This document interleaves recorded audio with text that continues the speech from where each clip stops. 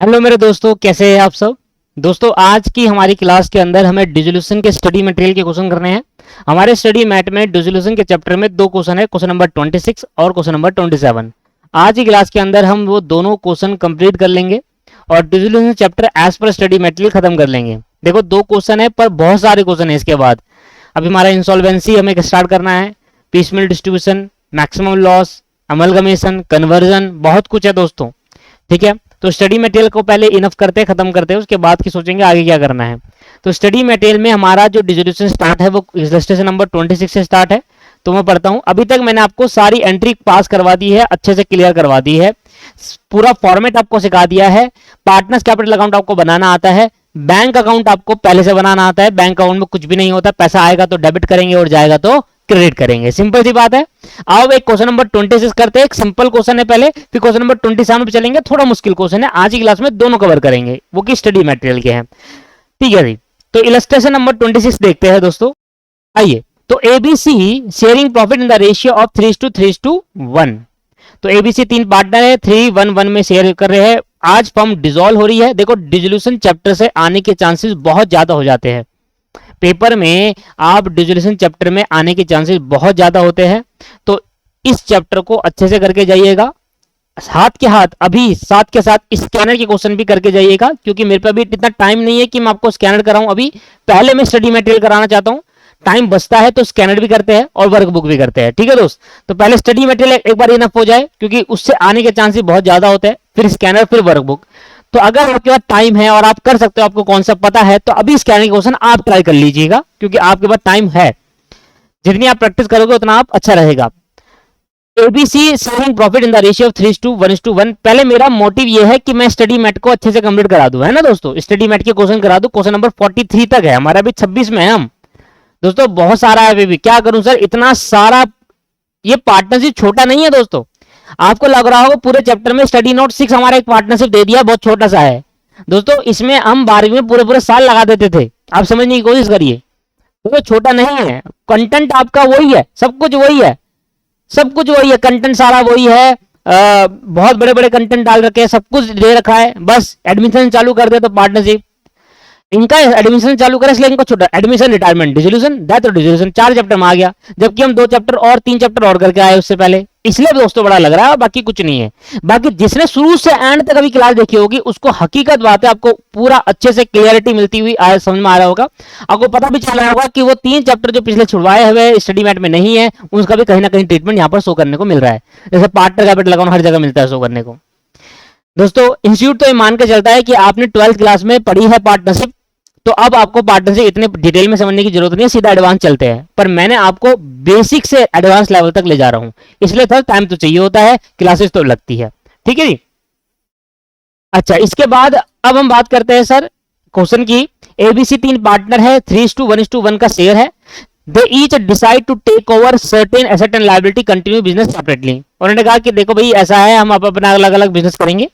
तीनों ने मिलकर एक बिजनेस स्टार्ट करा था, एक फर्म स्टार्ट करी थी। अब ये डिसाइड करें कि हम एसेट और लायबिलिटी को टेक ओवर कर लेंगे। जो एसेट ए को चाहिए वो ले लेगा, जो एसेट बी को चाहिए वो लेगा, जो एसेट सी को चाहिए वो ले लेगा, ऐसे लायबिलिटी भी ले लेंगे। और हम अपना बिजनेस सेपरेटली चलाएंगे। अब फर्म खत्म करते हैं और अपना अपना बिजनेस सोल प्रोप्राइटरशिप में चलाते हैं। ओके, तो बैलेंस शीट दे रखी है at the time of dissolution की। भाई हमारे पास क्रेडिटर थे 6,000 रुपए के, हमारे पास लोन है, ये एक ऐसे यहां पर लगेगा। ठीक है, हमारे पास लोन है 1,500 रुपए का और कैपिटल है ए को इतना पैसा देना है फर्म ने। देखो, हमें जब अकाउंटिंग करते हैं हम फर्म के पॉइंट ऑफ व्यू से सोचते हैं, ना तो किसी पार्टनर के। तो फर्म के पॉइंट ऑफ व्यू सोचोगे तो फर्म को क्रेडिटर को इतना पैसे देने हैं, लोन इतना देना है, कैपिटल ए और बी और सी तीनों पार्टनर को इतना इतना पैसा देना है फर्म ने। फर्म के पास पैसा पड़ा है 3200 रुपए, एक सन्ड्री डेटर पड़े हैं इतना, सन्ड्री एसेट है, ये डेटर नहीं है, सन्ड्री एसेट। ये एसेट नीचे आ गया, वैसे ये है सन्ड्री एसेट है। डेटर आपको दे रखे हैं, बैडअप आपको दे रखा है, स्टॉक आपको दे रखा है और फर्नीचर आपको दे रखा है। देखो मैं आपको बता देता हूं, सन्ड्री एसेट ये है, कैसेट बैंक ये है, ये है, स्टॉक आपका 7800 रुपए है और फर्नीचर आपका 1000 रुपए। ठीक है जी, ऊपर नीचे हो गया है, इसको देख लेना एक बार। क्लियर हो गया। चलो, कहते हैं goodwill is to be ignored, goodwill को इग्नोर कर दो। ठीक है सर। अच्छा, मेरे को एक बात बताओ, मैंने जब आपको क्लोजिंग ऑफ एसेट पढ़ाया था पिछली क्लास के अंदर, पिछली क्लास के अंदर मैं आपको एंट्री सिखाई थी, तो मैंने आपको बताया था क्लोजिंग ऑफ एसेट जब मैं डेटर रियलाइजेशन अकाउंट में डालूंगा उससे रिलेटेड प्रोविजन भी रियलाइजेशन में जाएगा, ये क्रेडिट साइड में जाएगा, है ना, याद आ रहा है। किसी भी एसेट के अगेंस्ट अगर कोई प्रोविजन बनता है वो भी रियलाइजेशन अकाउंट में ट्रांसफर होता है, क्योंकि प्रोविजन का नेचर क्रेडिट होता है तो उसके रियलाइजेशन के क्रेडिट साइड पे जाता है। कहता है गुडविल को इग्नोर कर दीजिए। अब जरा ध्यान सुनिएगा, ध्यान सुनिएगा। कहता है A is take over all the pictures, 800 रुपए का। ए जो है उसने फिक्चर्स ले लिए,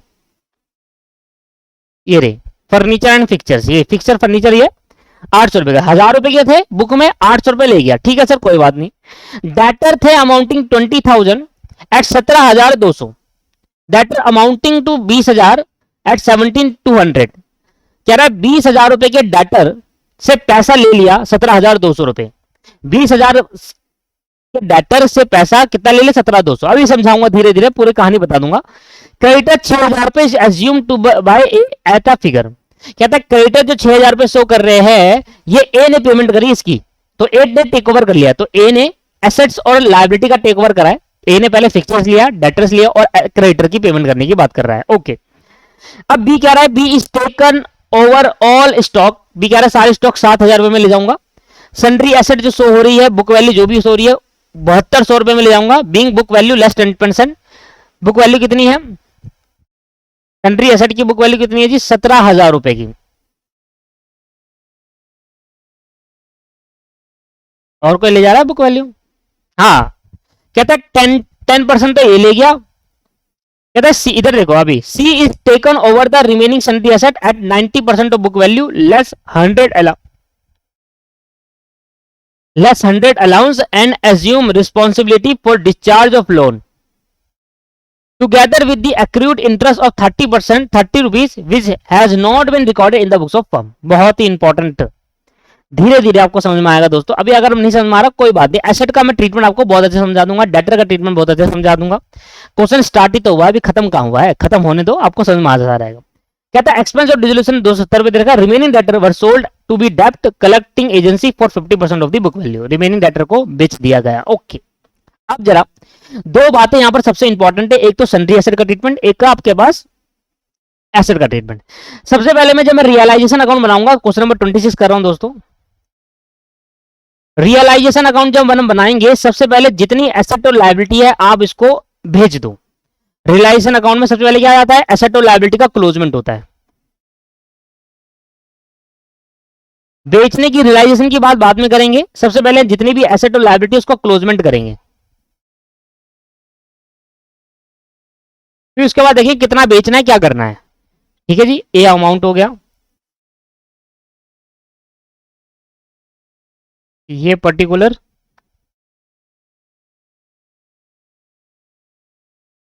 ये सबसे पहले यहां लिखेंगे टू सन्ड्री एसेट, एक हेड बनाएंगे सन्ड्री एसेट का, जितनी एसेट है सब डाल देंगे यहां पर, to sundry asset by sundry liability.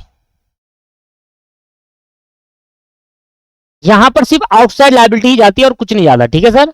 अब एक हेड बना लिया मैंने सन्ड्री एसेट का, एक हेड बना लिया सन्ड्री लायबिलिटी का, ठीक है। अब क्लोजमेंट करेंगे, क्लोजमेंट करने का सिंपल तरीका है, एंट्री पास करनी एंट्री पास कर लो, नहीं करनी एंट्री पास अभी बोला नहीं है तो सिंपल। क्रेडिटर मुझे दे रखे हैं 6,000 रुपए के, लोन दे रखा है 1,500 रुपए का, तो ये तो ट्रांसफर हो जाएगा यहां पर। तो क्रेडिटर मुझे दे रखे हैं 6,000 रुपए के, लोन मुझे दे रखा है 1,500 रुपए का,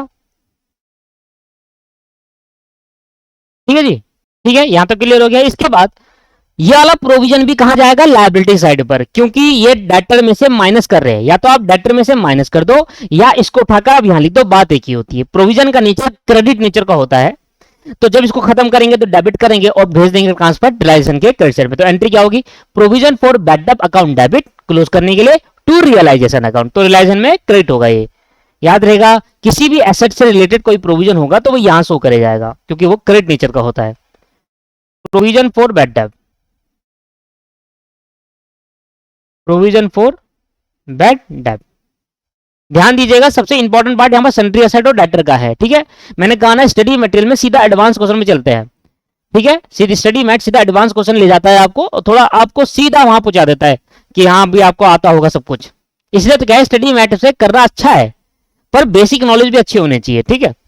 कितना सा प्रोविजन कितने का है जी बताइए, 1200 रुपए का प्रोविजन है। एसेट्स अगेंस्ट प्रोविजन मैंने आपको बताया था, एसेट से रिलेटेड प्रोविजन जो होंगे उसको हम भेज देंगे कहां पर दोस्तों, अपनी लायबिलिटी साइड में। यहां पर हम कर देंगे भाई, बताओ कौन कौन से एसेट है। एक तो कैसेट बैंक नहीं जाता, याद करो मैंने बताया था 3 नहीं जाता, कैसेट बैंक नहीं जाता, फिक्टिशियस एसेट्स नहीं जाते, और एक और चीज थी और वो लोन गिवन टू पार्टनर वो नहीं जाती, 3 चीज नहीं जाती थी। ठीक है सर, तो हमारे पास सबसे पहले हमारे पास सन्ड्री एसेट डाल देते हैं 17,000 रुपए की। कोई बात नहीं, सन्ड्री एसेट है तो सन्ड्री एसेट कोई दिक्कत नहीं है।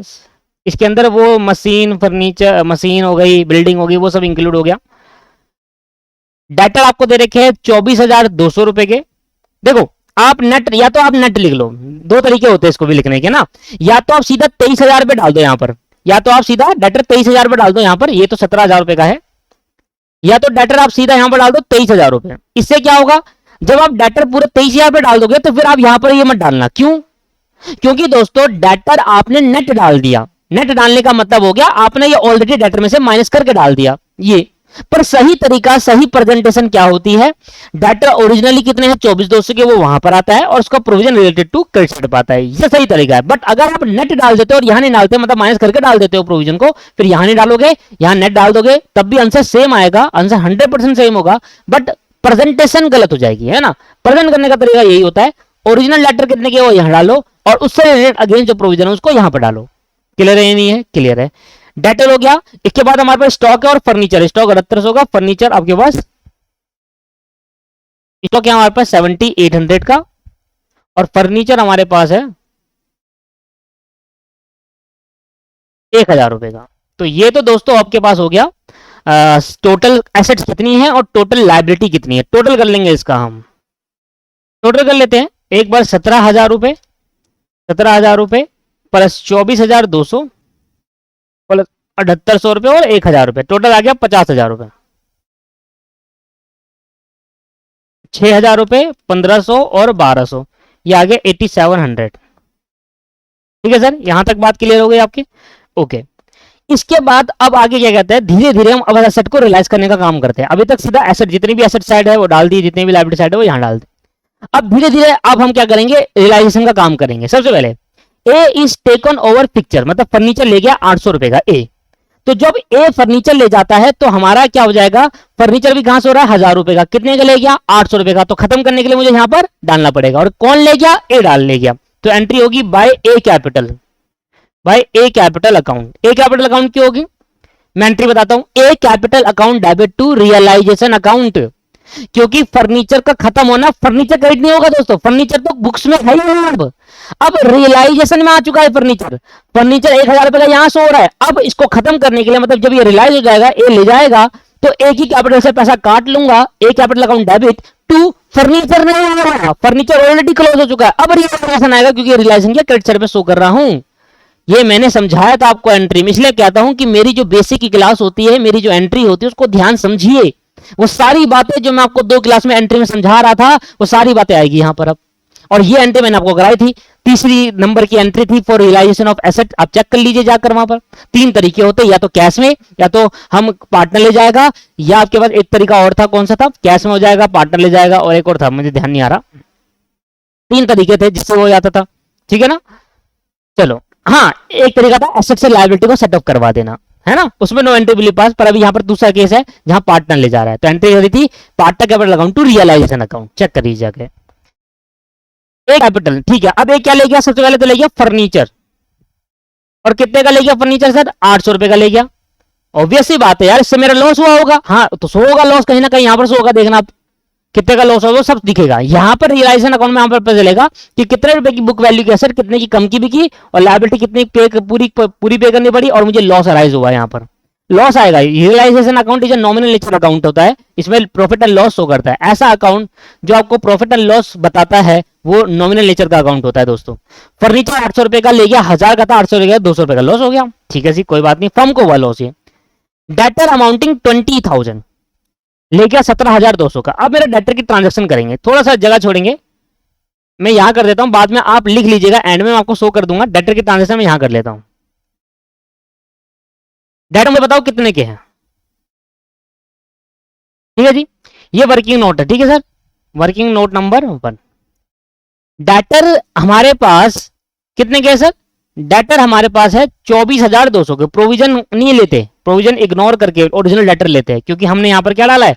ओरिजिनल डाला है, ठीक है ना? 24,200। डेटर कितने के हैं? 24,200 रुपए के, जिसमें से इसके दो हिस्से करेंगे, जिसमें से इसके दो हिस्से करे जाएंगे। पहला हिस्सा होगा जो ए ले गया है। ए इस 24,200 में 20,000 के डेटर ले गया, मतलब ए इसके दो हिस्से कर दो, 20,000 अलग और रिमेनिंग अलग। ऐसे नहीं,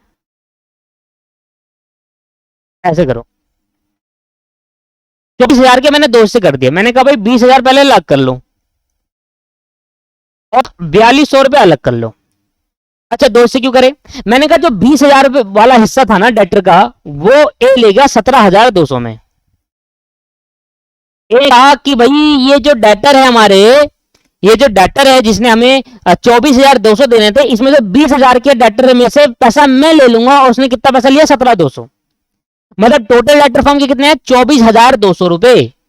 उसमें से 20,000 के जो डेटर थे, 24,200 में से जो 20,000 वाले डेटर थे, ए ने कहा कि इन 20,000 के डेटर से पैसा मैं लूंगा। ठीक है, इस 20,000 के डेटर को टेक ओवर मैं कर रहा हूं, और कितना दे रहा है वो हमें? 17,200 दे रहा है। कितना ले रहा है डेटर? 20,000, और 20,000 के हमें कितना पे कर रहा है? 17,200 रुपए। तो हम 17,200 काट पाएंगे, भले हमारे 20,000 के डेटर है।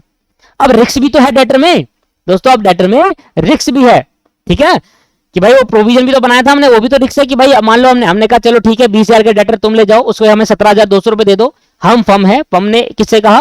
फर्म ने ए से कहा, कि आप ये 20,000 के डेटर का पैसा आप ले लेना, हमें अभी 17,200 दे दो, ये कहा। तो ए ने हमें 17,200 दे दिया, 20,000 के डेटर हमें पकड़ा दिया। अब उसको 16,000 मिले, 20 के 20 मिल गए, 19 मिले, 18 मिले, 10 मिले, हमें मतलब नहीं उससे। अब हमें तो भैया 20,000 के डेटर में 17,200 तो आ गए।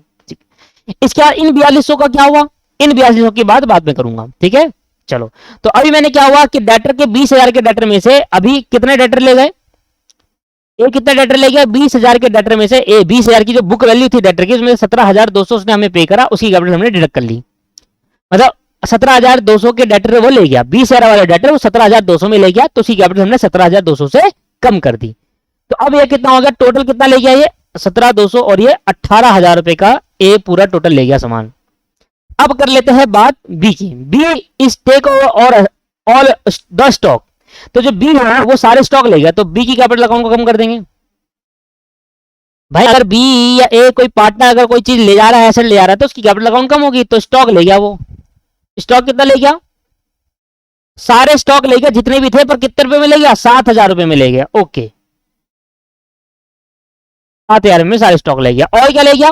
कह रहा है सन्ड्री एसेट भी ले गया, पर सर्टेन ऑफ एसेट, कुछ सन्ड्री एसेट ले गया 7200 रुपए। अब कुछ कितना था वो? अब वो कुछ सन्ड्री एसेट कितने की ले गया? सन्ड्री एसेट 7200 रुपए। अब वो बाद में बात करेंगे कि सन्ड्री एसेट में कितना पार्ट वो 7200 में ले गया। सन्ड्री एसेट के भी अब दो पार्ट होंगे। एक पार्ट मुझे नहीं पता कितना है, पर अभी जो एक पार्ट है वो 7200 रुपए में ले गया बी। ठीक है सर, ये अगर 14,200 रुपए। ठीक है सर, सारी कैलकुलेशन सिखा दूंगा आपको, सब कुछ समझ में आएगा। पहले भी क्लियर हो गया? ठीक है,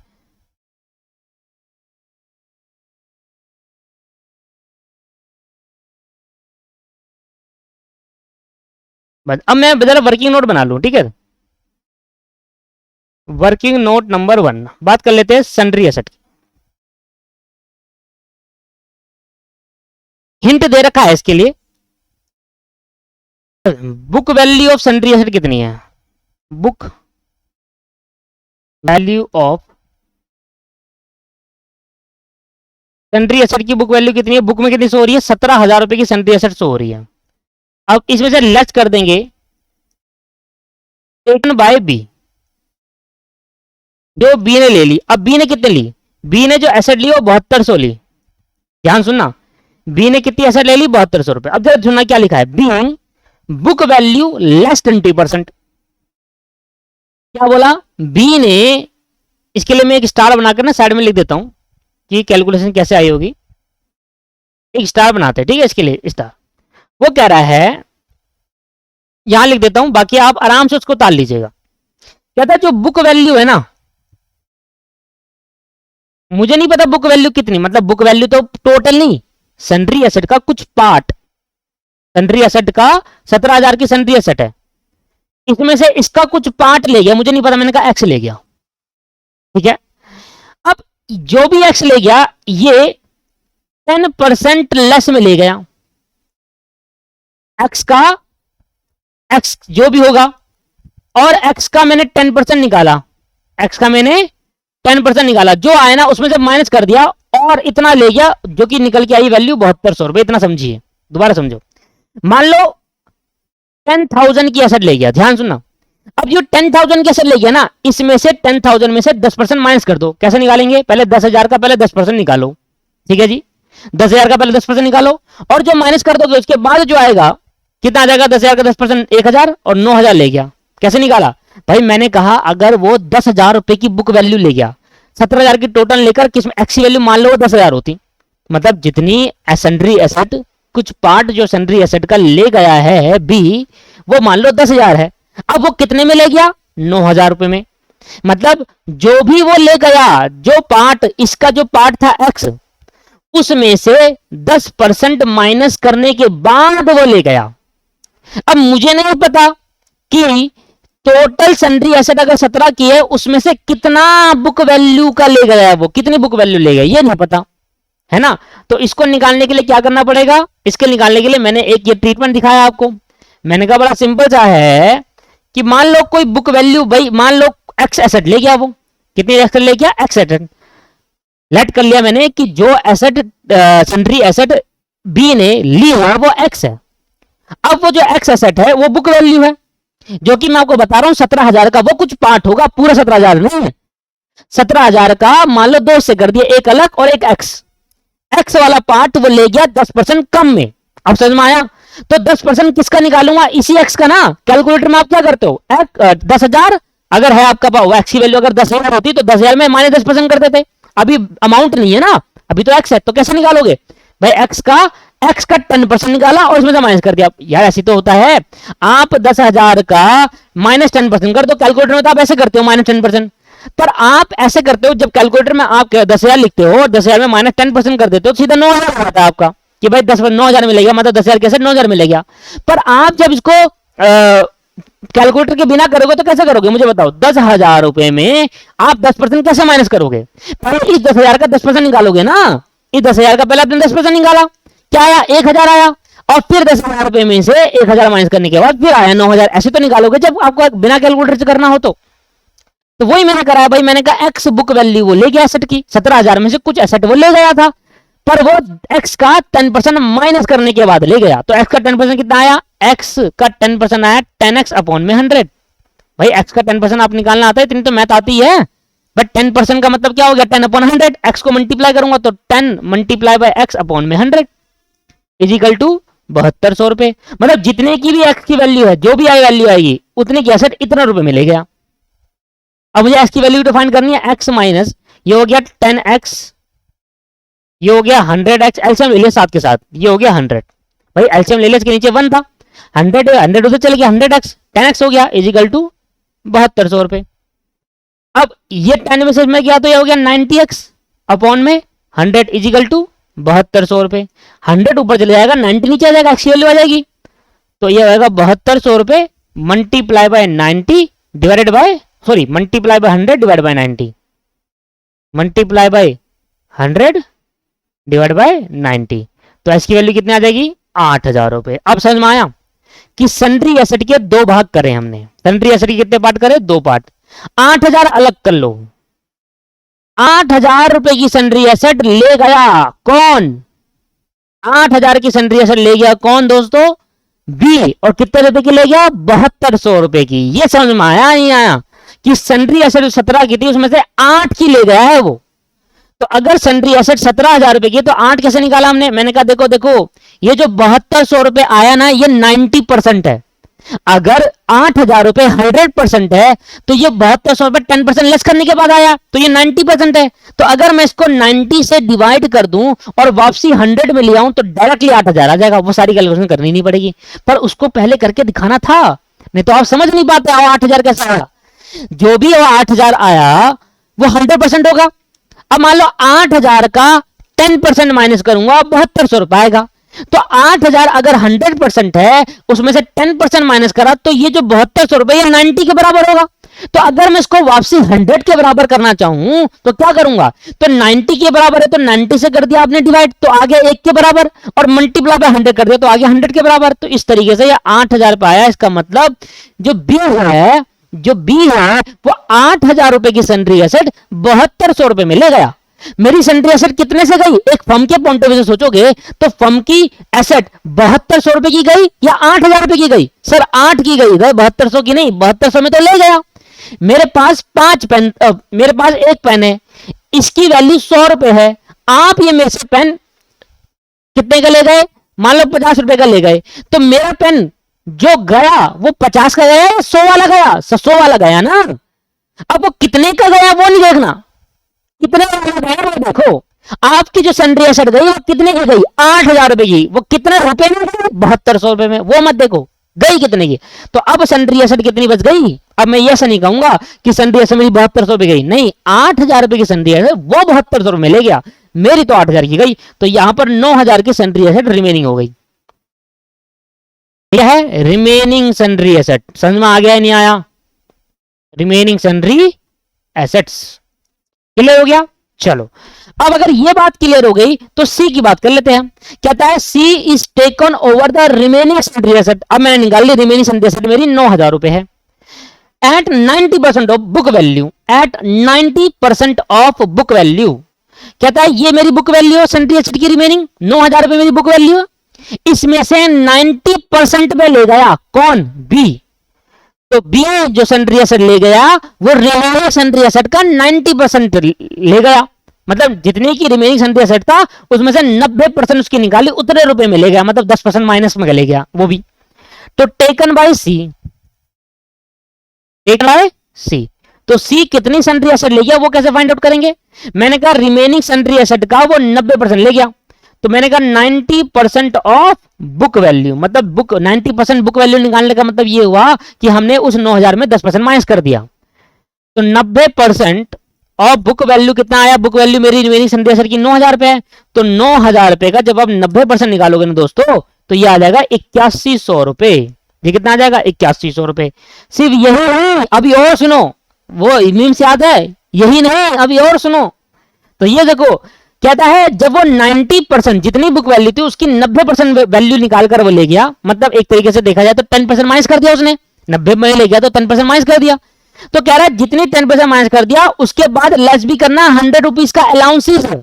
मतलब जो फर्म है उसने कहा कि भाई आप ये 9,000 रुपए की कितने की ले जाओगे एसेट, हमने कहा ये फर्म ने सी से कहा कि ये 9,000 रुपए की एसेट हमारे पे है बुक वैल्यू, आप कितने के ले जाओगे, उसने कहा भाई मैं 90% 10% कम में ले जाऊंगा, तो 10% कम में मतलब 90% में ले जाएगा जो कि आया 8100 रुपए। और कह रहा है 8100 का हिसाब नहीं बन रहा, आप नगद 8,000 रुपए ले लो मेरे से। तो हमने 100 रुपीज का और अलाउंस दिया, 10% माइनस करा सही, उसके बाद 100 रुपए का और अलाउंस दिया, तो यहां पर अलाउंस भी दिया गया है। और कितने का अलाउंस दिया भाई, 100 रुपए का। तो भैया वो कितने की एसेट ले गया भाई, ऐसे तो 90% में ले गया था, फिर बाद में फर्म ने उसको 100 रुपीज का अलाउंस और दे दिया, तो अब ये 8,000 रुपए की एसेट ले गया। क्या बात क्लियर है या नहीं है। तो सी जो सन्ड्री एसेट 9,000 रुपए की थी वो कितने की ले गया, 8,000 रुपए की। ये बात वाली क्लियर हो गई है। तो बाय सी कैपिटल अकाउंट, भाई सी ले गया तो सी की कैपिटल अकाउंट कम करूंगा ना, ठीक है, तो डेबिट करा है ना ये भाई, रिलायंस अकाउंट क्रेडिट है तो सी डेबिट है। तो क्या ले गया भाई, सन्ड्री एसेट ले गया, क्या ले गया जी, सन्ड्री एसेट ले गया है, और कितने की ले गया जी, 8,000 रुपए की। और कितने की थी ये रिमेनिंग, 9,000 रुपए की थी। क्लियर हो गई बात, ठीक। आ जाओ इसके बाद कहता है एक्सपेंस वे डिसोल्यूशन के 270 नहीं ये भी है, कहता है एंड एज्यूम करना responsibility for discharge of loan, क्या ना भैया लोन भी डिस्चार्ज कर दिया गया है together with the interest of 30 rupees which has not be recorded in the books of firm. वो कह रहा है देखो हमारे पास क्रेडिटर थे, हमारे पास क्रेडिटर थे या नहीं थे, यस सर क्रेडिटर थे हमारे पास 6,000 रुपए के। अब ये 6,000 के क्रेडिटर किसने पे करे, कह रहा 6,000 रुपए क्रेडिटर ए ने पे करे, A is taken over picture and creditor also. तो इसका मतलब अगर ए कोई पार्टनर बिजनेस की लायबिलिटी ले आता है तो पे करने की जिम्मेदारी उसकी हो गई। तो जब वो बिजनेस की लायबिलिटी पे कर रहा है तो हमें उसकी कैपिटल बढ़ानी चाहिए, क्योंकि हमारे बिहाफ पर वो पे कर रहा है। अगर वो एसेट ले आता है तो कैपिटल डिडक्ट करता हूं नहीं करता, कैसे काटूंगा? और अगर वो हमारी लायबिलिटी ले जा रहा है तो हमें उसको पैसा देना होगा। तो भैया जो मेरी लायबिलिटी है क्रेडिटर के नाम की, कौन ले गया? वो ए। तो यहां पर आएगा टू ए कैपिटल अकाउंट, ध्यान दीजिएगा, टू ए कैपिटल अकाउंट। और वो क्या ले गया? क्रेडिटर टेक ओवर कर लिया उसने। क्या कर लिया? Creditor take over. तो अब क्या करूंगा? अब मेरी लायबिलिटी तो कम हुई, लायबिलिटी कम करने के लिए रियलाइजेशन को करूंगा डेबिट, और टू ए कैपिटल अकाउंट बढ़ा दूंगा, क्योंकि उसको अब उसके बदले के पैसे देने होंगे, क्योंकि वो मेरी लायबिलिटी को पे कर रहा है 6,000 रुपए की। क्लियर है? यानी सेम एडवांटेज क्या हुआ? सेम एडवांटेज क्या हुआ? जो सी था उसने टेक ओवर करा एक तो सन्ड्री एसेट, एंड साथ में उसने एज्यूम करा कि मैं लोन भी डिस्चार्ज करवा दूंगा। तो सी हमारा लोन डिस्चार्ज कर रहा है इंटरेस्ट के साथ, जो इंटरेस्ट हमने रिकॉर्ड नहीं किया था, वो इंटरेस्ट जो हमने अपनी बुक्स ऑन में रिकॉर्ड नहीं किया था, that interest is known as unrecorded liability. उसको हम क्या कहेंगे दोस्तों? अनरिकॉर्डेड लायबिलिटी कहेंगे। तो मैंने कहा देखो अब जो सी है वो ने क्या करा? सी ने तो दोस्तों सी कैपिटल अकाउंट अगर मैं बात करूं तो सी ने तो लोन पे करा। क्या करा? लोन पे किया, और साथ में इंटरेस्ट भी पे किया उसका। तो सी ने लोन के साथ साथ इंटरेस्ट भी पे किया। अब देखेंगे पहले लोन कितने का है। भैया जो लोन है वो 1500 रुपए का है। तो 1500 का लोन है और 1500 का लोन है प्लस 30 रुपए इंटरेस्ट है, तो टोटल सी ने कितना पे करा हमारे ब्याज पर? 1530 रुपए। तो हम उसकी कैपिटल को बढ़ाना पड़ेगा। तो एंट्री होगी रियलाइजेशन अकाउंट डेबिट, क्योंकि लायबिलिटी खत्म हो गई और ये लायबिलिटी हमने नहीं पे करी बैंक से, ये सी ने पे करी। तो टू सी कैपिटल अकाउंट, उसकी कैपिटल बढ़ा देंगे। क्लियर है? ये है वो concept for realization of, for settlement of liability. Settlement of liability का एंट्री है ये। ठीक है सर, यहां तक क्लियर है। इसके बाद क्या है? द एक्सपेंसेस क्या है? 270 रुपए का। तो एक्सपेंसेस पे किसने करे? अगर नहीं बताया तो हम मान के फर्म ने करे। तो टू बैंक अकाउंट करके डिसोल्यूशन एक्सपेंस लिख देंगे। डिसोल्यूशन एक्सपेंस लिखेंगे जो फर्म को पे हुए, फर्म ने पे किए। और कितने के पे किए जी? ये देखिए 270 रुपए के फर्म ने पे करे। एक्सपेंसेस कहां आएंगे? Debit side of the realization account. ये तो क्लियर है। इसके बाद लास्ट में क्या कर रहा है? कहता है जो रिमेनिंग डेटर बच गए थे ना, याद करो रिमेनिंग डेटर जो बच गए थे, इसको मैं दोबारा लिखवा देता हूं, है ना। रिमेनिंग डेटर जो बच गए थे वो क्या हो गया? उसमें जो वर सोल्ड टू द डेप्ट collection agency for 50% of the value. क्या था? रिमेनिंग डेटर को हमने कहा कि एक डेप्ट कलेक्शन एजेंसी होती है। हमने कहा भाई ऐसा करो, आप हमें अभी 50% दे दो रिमेनिंग डेटर के, मतलब 4200 के रिमेनिंग डेटर है। हमने डेप्ट कलेक्शन एजेंसी है उसको बुलाया, उनसे कहा कि आप हमारे डेटर है, इसका कलेक्शन आप करवा लो, अभी हमें इसका आधा दे दो। अगर आप 100% कलेक्शन कराओगे तो 50% का आपका प्रॉफिट हो जाएगा। तो ये ऐसे क्या करती है?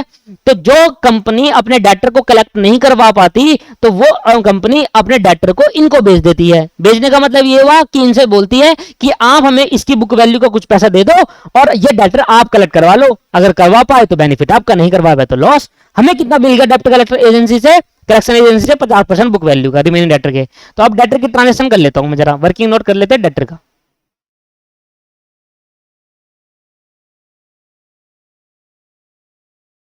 तो डेप्ट कलेक्शन एजेंसी ने हमें 50% दे दिया रिमेनिंग डेटर का। तो बुक वैल्यू ऑफ डेटर बता दो कितना?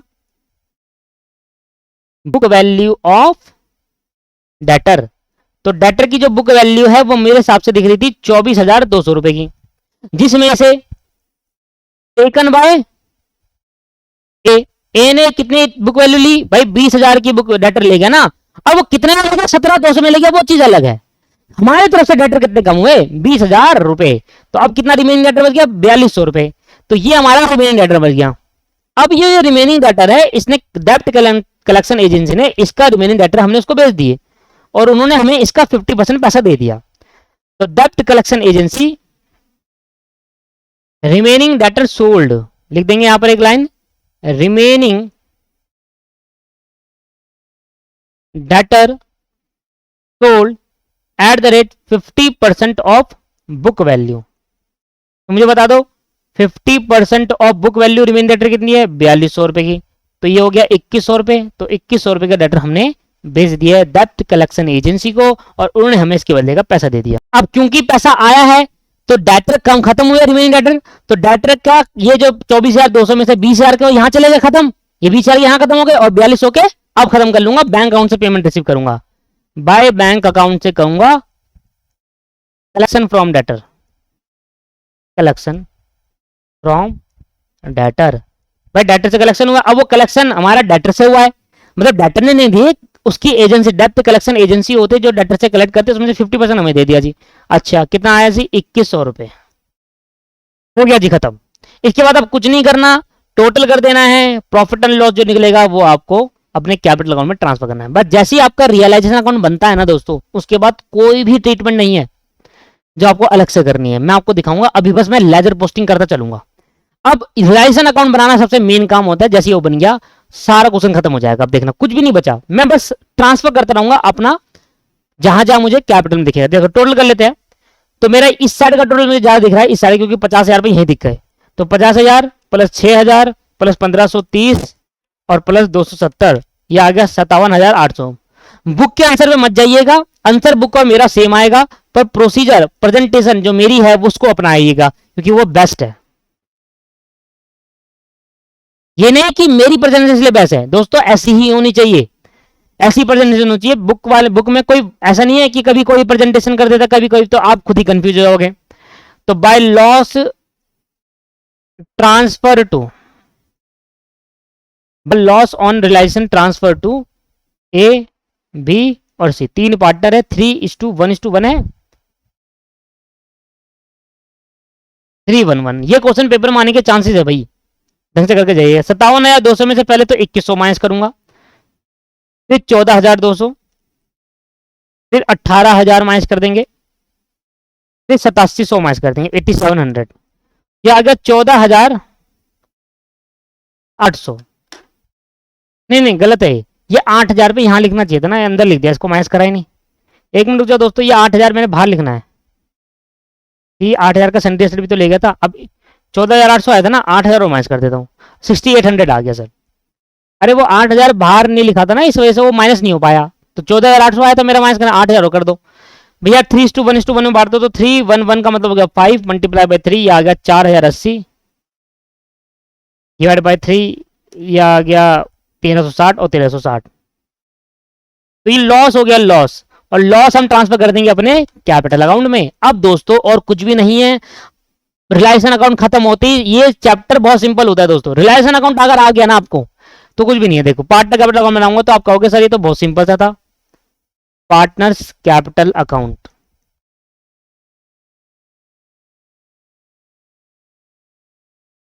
तो कितने पार्टनर जी? 3, ए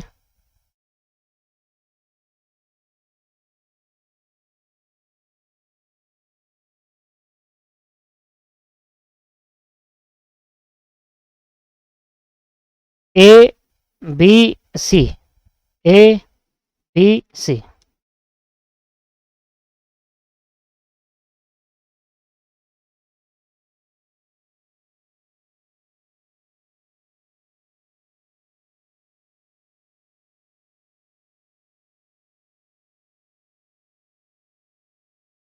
सबसे पहले क्या लिखते हैं? बाय बैलेंस बीडी डाल दीजिए, 27,500, 10,000 और 7,000,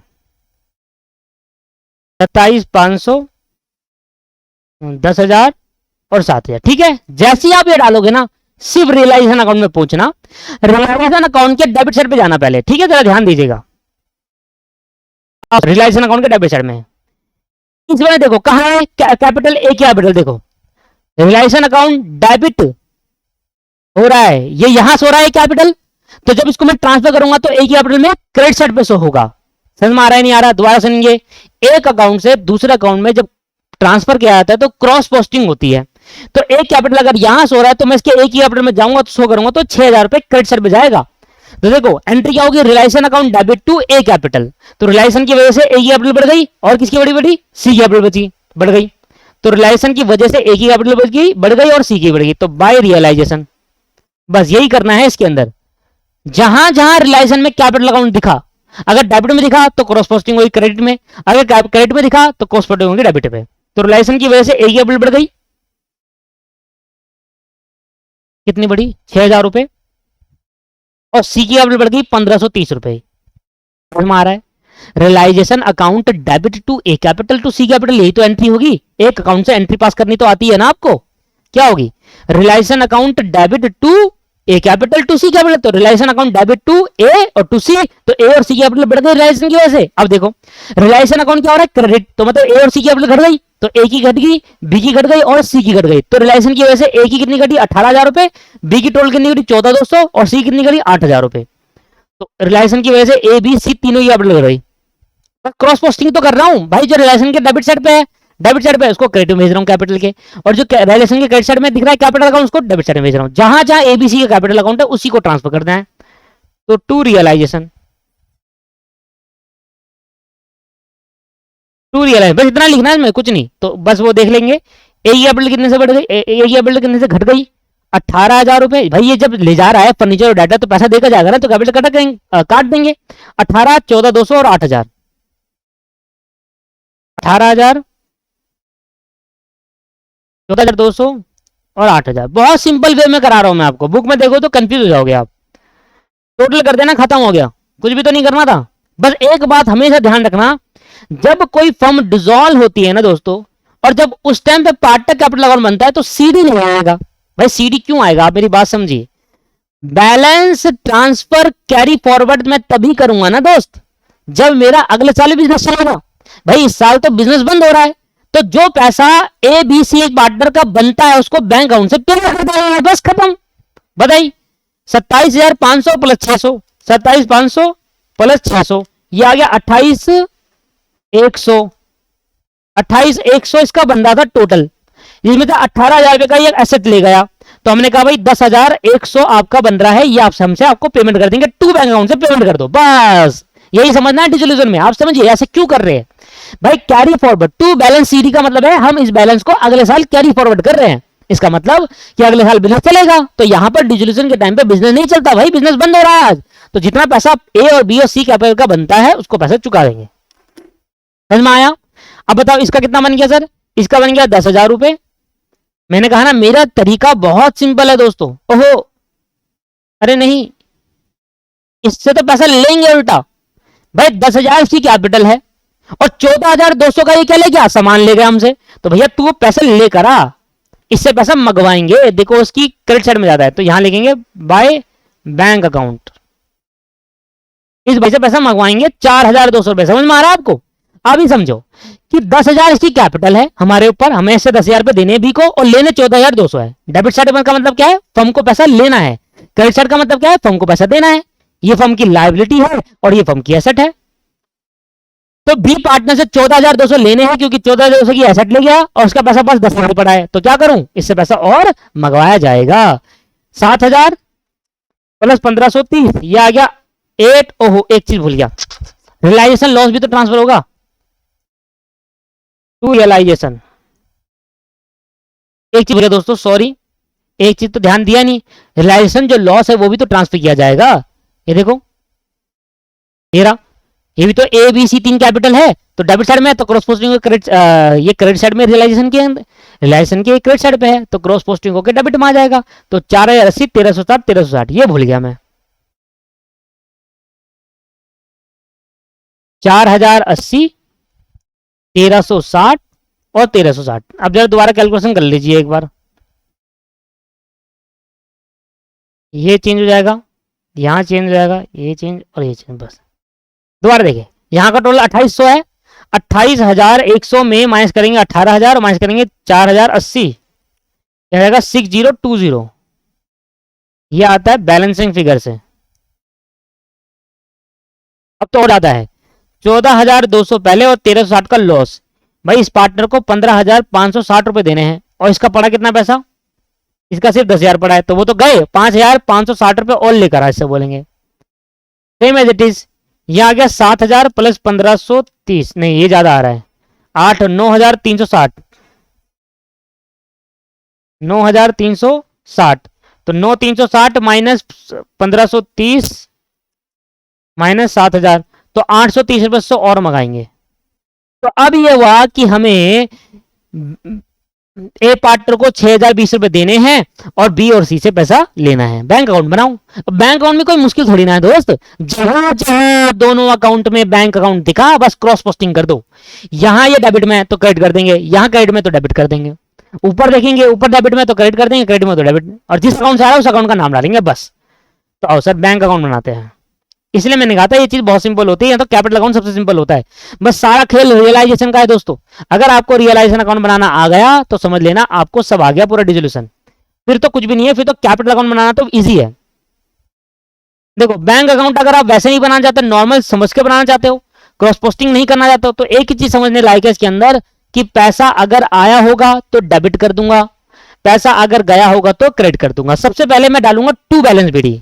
भाई बैंक अकाउंट किस नेचर का है? एसेट नेचर का। ये स्टूडेंट भूल जाते हैं डालना, बस इसलिए उनका गलत हो जाता है। 1300 3200, तो यहां पर देखेंगे टू, यहां पे देंगे टू बैलेंस बीडी। साल के शुरू में भाई एसेट है, एसेट बैंक हमारा एसेट है, शुरुआत डेबिट सेट से होगी। साल के शुरू में हमारा 3200 रुपए का कैश पड़ा था, बैंक में पैसा पड़ा था, ठीक है जी। अब देखो कहां कहां। अब सबसे पहले अगर ऊपर जाओगे तो हमारा कुछ रियलाइजेशन एक्सपेंस हुआ।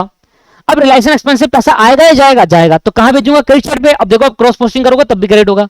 रियलाइजेशन अकाउंट के डेबिट साइड पे बैंक दिख रहा है, तो बैंक अकाउंट के क्रेडिट साइड में रियलाइजेशन दिखेगा। ऐसी रियलाइजेशन अकाउंट के क्रेडिट साइड में बैंक दिख रहा है, तो बैंक अकाउंट के डेबिट साइड में रियलाइजेशन दिखेगा। क्यों? ये पैसा आया है। तो बैंक अकाउंट रियलाइजेशन अकाउंट एक बार डेबिट एक बार क्रेडिट। यहां जाएगा टू रियलाइजेशन। अब नीचे ब्रैकेट में लिख देना ये रियलाइजेशन क्या है। कलेक्शन फ्रॉम डेटर लिख दिया ऐसी बस। कितना आया था डेटर से? 2100 रुपए, 50%। यहां लिखेंगे बाय रियलाइजेशन। अब ये किस चीज का रियलाइजेशन डेबिट हुआ? भाई रियलाइजेशन अकाउंट में बैंक डेबिट हो रखा है, हाँ। क्या? Dissolution expense. भाई इससे मेरा पैसा गया होगा नहीं गया होगा? गया होगा। तो क्या करूंगा? डेबिट साइड में 270 रुपए। भाई जिससे पैसा आया डेबिट और जिससे पैसा गया क्रेडिट। अब देखो ए से पैसा, ए को पैसा देना है, जब ए को पैसा दूंगा तो पैसा चले जाएगा, तो भाई ए कैपिटल। ए को पैसा देना है ना, ए कैपिटल क्या हो गया? डेबिट हो गया। और बैंक अकाउंट क्या हो गया? क्रेडिट हो गया। क्यों? क्योंकि ए को पैसा देना है, जब दूंगा तो मेरा बैंक कम हो जाएगा, ठीक है जी। और देखो क्रॉस पोस्टिंग कर रखी है, इधर इधर करूंगा पोस्टिंग। इन दोनों से पैसा ले आया, बी से और सी से, तो बी से 5560 और सी से 830, तो टू बी कैपिटल। देखो कोई मुश्किल है क्या बताओ? टू बी कैपिटल और टू सी कैपिटल। 5560 और 830। अगर ये बैंक अकाउंट बराबर नहीं आया तो समझ लेना आपने कहीं ना कहीं ऊपर गलती करी हुई है, ठीक है जी। 5560 और 830 टोटल करेंगे सर इसका, ठीक है। एक मिनट रुक जाओ, मैं कहीं चेक कर लूँ, गलती कर दी मैंने कहीं। यस, एक गलती होगी दोस्तों। ये ना रियलाइजेशन जो ये है ना, ये 6000 रुपए है, 6000 रुपए। ये एक जीरो और क्वेश्चन गलत। देखो मैं भी जस्ट चेक कर रहा था, जब मैंने टोटल करा तो टोटल करके देख रहा था, तो मैं कहीं ना कहीं मिस्टेक लग रही थी मुझे। ये देखो रियलाइजेशन अकाउंट क्या हो रहा है? डेबिट हो रहा है एक कैपिटल की वजह से 6000 रुपए, मैंने 600 लिख दिया वहां। कोई नहीं, ये तो छोटी मोटी मिस्टेक है, ये तो कर लोगे आप। 27,500, बस मेरे से जो मिस्टेक हो रही है वो आप मत करिएगा दोस्तों। 33,500 आता है यहाँ पर, ये भी चेंज हो जाएगा। ये आ गया 33,500। सर एक गलती की वजह से पूरा क्वेश्चन गलत हो जाता है। देखो अभी बैंक अकाउंट मैच नहीं करा तो समझ में आ रहा है कि कहीं ना कहीं ऊपर गलती हो रखी है, वो गलती पहचानो। 33,500 जिसमें से 18,000 माइनस करेंगे और 4,080 माइनस करेंगे तो 11,420 आएगा। देखो बैंक अकाउंट मैच ही नहीं हो रहा था। 11,420 टोटल करेंगे 11,420 और 270, ये आ गया 11,690। इधर 830 प्लस 5560 प्लस 2100 और प्लस 3200, ये आ गया 11,690। और अगर बैंक अकाउंट बराबर आ गया तो समझ लेना ऊपर वाली चीजें आपने सभी ठीक करी हुई है। देखो समझ में आया? क्लियर हुई चीजें किस तरीके से करना है? बस एक बार रियलाइजेशन अकाउंट बना लो, उसी में सारी दिक्कत है। वो अच्छे से बन गया तो समझ लेना, बाकी तो कुछ भी नहीं करना, बस क्रॉस पोस्टिंग करते हुए चलनी है। क्लियर है? क्वेश्चन समझ में आया आपको? ठीक है। सारा खेल एंट्रीज का है, अगर आपने वो बातें अच्छे से सीख ली तो ये भी आपको अच्छे से क्लियर होती हुई चलेगी। 27 क्वेश्चन, ठीक है। टोटल 48-49 मिनट हो गए एक क्वेश्चन को करते करते। 27 क्वेश्चन देखते हैं। आज मुझे ना खत्म कराना डिसोल्यूशन। 2 क्वेश्चन तो यहाँ पर है, एक क्वेश्चन लास्ट में और है स्टडी मटेरियल के, जब पीछे देखो ना प्रैक्टिकल प्रॉब्लम जहां पर आंसर नहीं दे रखे, वहां पर एक क्वेश्चन वो भी कराना है लास्ट वाला। चलो तो X Y Z sharing profit losses in the ratio of 2:1, but जो स्टडी मैट के क्वेश्चन है उसको जरूर करके जाइएगा पेपर में, बहुत चांसेस होते हैं उसके आने के या उस टाइप के आने के। भाई एक्स वाई जेड 3 पार्टनर है, इसको जरा ध्यान दीजिएगा, इंपॉर्टेंट क्वेश्चन है। एक्स वाई जेड 3 पार्टनर है, 2:1 है, डिसॉल्व कर रहे हैं अपनी पार्टनरशिप 31 दिसंबर 2012 को। बैलेंस शीट आपको गिवन है, बैलेंस शीट काफी बढ़िया है। कैपिटल आपको दे रखा है एक्स और वाई, रिजर्व फंड दे रखा है, जॉइंट लाइफ पॉलिसी फंड दे रखा है, क्रेडिटर दे रखा है, प्रोविजन दे रखा है और सैलरी आउटस्टैंडिंग दे रखा है। ये इसका है यहाँ पर, ठीक है, और सैलरी आउटस्टैंडिंग इसका है, ये इसका है, ये इसका है, बाकी ये दोनों इसके। फिक्स एसेट आपको दे रखा है और सरेंडर वैल्यू दे रखी है 10,000 रुपए का भी बताता हूँ क्या होती है सरेंडर वैल्यू। बैड डेटर दे रखा है, प्रोविजन फॉर बैड दे रखा है, उनको माइनस करने के बाद ये आया। स्टॉक दे रखा है इनवॉइस प्राइस में। लोडिंग आपको पता ही है, लोडिंग क्या होती है, नहीं पता? पता है दोस्तों, ऐसा मत करिए। कंसाइनमेंट आपने सीखा है, डिपार्टमेंटल उसमें भी आया है। तो 10,000 में से ये माइनस करेंगे 7500 रुपये आ गया। 8,000 रुपये में से 500 रुपये माइनस करते हैं। अगर नहीं सीखा तो कंसाइनमेंट जब पढ़ोगे तो आपको क्लियरली समझ में आ जाएगा, ठीक है। लोडिंग एक तरीके समझो प्रॉफिट जो इनवॉइस प्राइस के अंदर जुड़ा होता है। अभी बता देते हैं। 8,500 माइनस कर दिया तो क्या आएगा भाई, ये आ गया 7,500, ये इसका है। कैपिटल अकाउंट दे रखा है जेड का, देखो जेड कैपिटल अकाउंट है, ठीक है, जेड का कैपिटल अकाउंट दे रखा है ये 2,000 रुपए और बैंक में पैसे दे रखा है 23,000 रुपए, ठीक है, ऊपर नीचे हो गया है थोड़ा ये। आओ सर, अब क्या कहता है ये, देखो बहुत कुछ बातें कह रहा है। 3 बातें तो बोलेगा, कहता है you are required to prepare. जब मैंने पेपर दिए थे ना तब इसके, तो मेरे पे भी डिसोल्यूशन का पेपर आया था और मैं उस टाइम पार्टनरशिप छोड़ कर गया था क्योंकि 12th वगैरह में पार्टनरशिप पड़ी हुई थी, तो मैं पार्टनरशिप छोड़कर चले गया भाई और आ गया डिसोल्यूशन का। और मुझे इतनी खुशी हुई, 15 नंबर क्वेश्चन डिसोल्यूशन का, 2 एडजस्टमेंट बस, पूरा आंसर सही, 15 के 15 नंबर आए। मजा आ गया उस टाइम देखकर। ऐसा होता है कभी कभी ना, लक अच्छा चल जाता है, ये प्रोफेशनल एग्जाम में लक का भी बहुत साथ देता है। You are required to prepare the relation account, capital account और बैंक अकाउंट, ठीक है जी, कोई बात नहीं, बना लेंगे। आओ सर, ये सबसे बड़ी बात है, ये समझना। कहता है इन्वेस्टमेंट वर टेकन ओवर बाय एक्स। सबसे पहले मैं क्या करता हूं, सबसे पहले बाद में पढ़ूंगा, एक एक करके करूंगा। सबसे पहले क्यों ना मैं जितनी भी लायबिलिटी इकट्ठा कर देता हूं और जितनी भी एसेट है उसको इधर से कर देता हूं, है ना, रिलेशन अकाउंट बनाकर। तो क्वेश्चन नंबर 27 करते हैं। आज तीनों क्वेश्चन खत्म करने हैं, ठीक है दोस्त, आज तीनों क्वेश्चन खत्म करने हैं अपने। अब बनाएंगे रियलाइजेशन अकाउंट।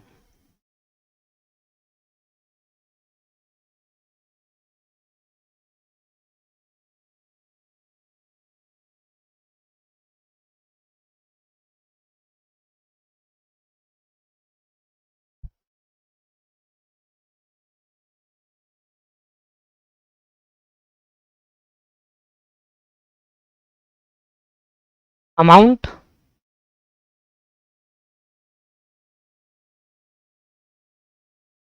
पर्टिकुलर,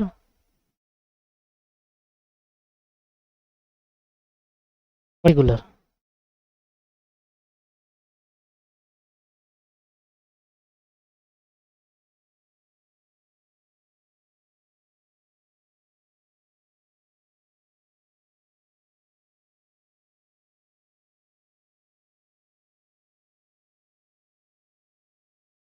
लो भाई जरा सबसे पहले क्या लिखते हैं यहां पर, टू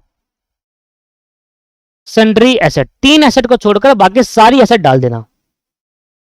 एक तो लोन जो पार्टनर को दिया वो छोड़ देना, फिक्टिशियस एसेट छोड़ देना जो कि लॉसेज होते हैं, जहां पर एडवर्टाइजमेंट एक्सपेंस या डेफर्ड एक्सपेंस दिखे वो, प्रॉफिट एंड लॉस अकाउंट दिखे वो, और दूसरा आपका एक कैश और बैंक छोड़ देना और बाकी सारी डाल देना जितनी आंख बंद करके, सन्ड्री लाइबिलिटी।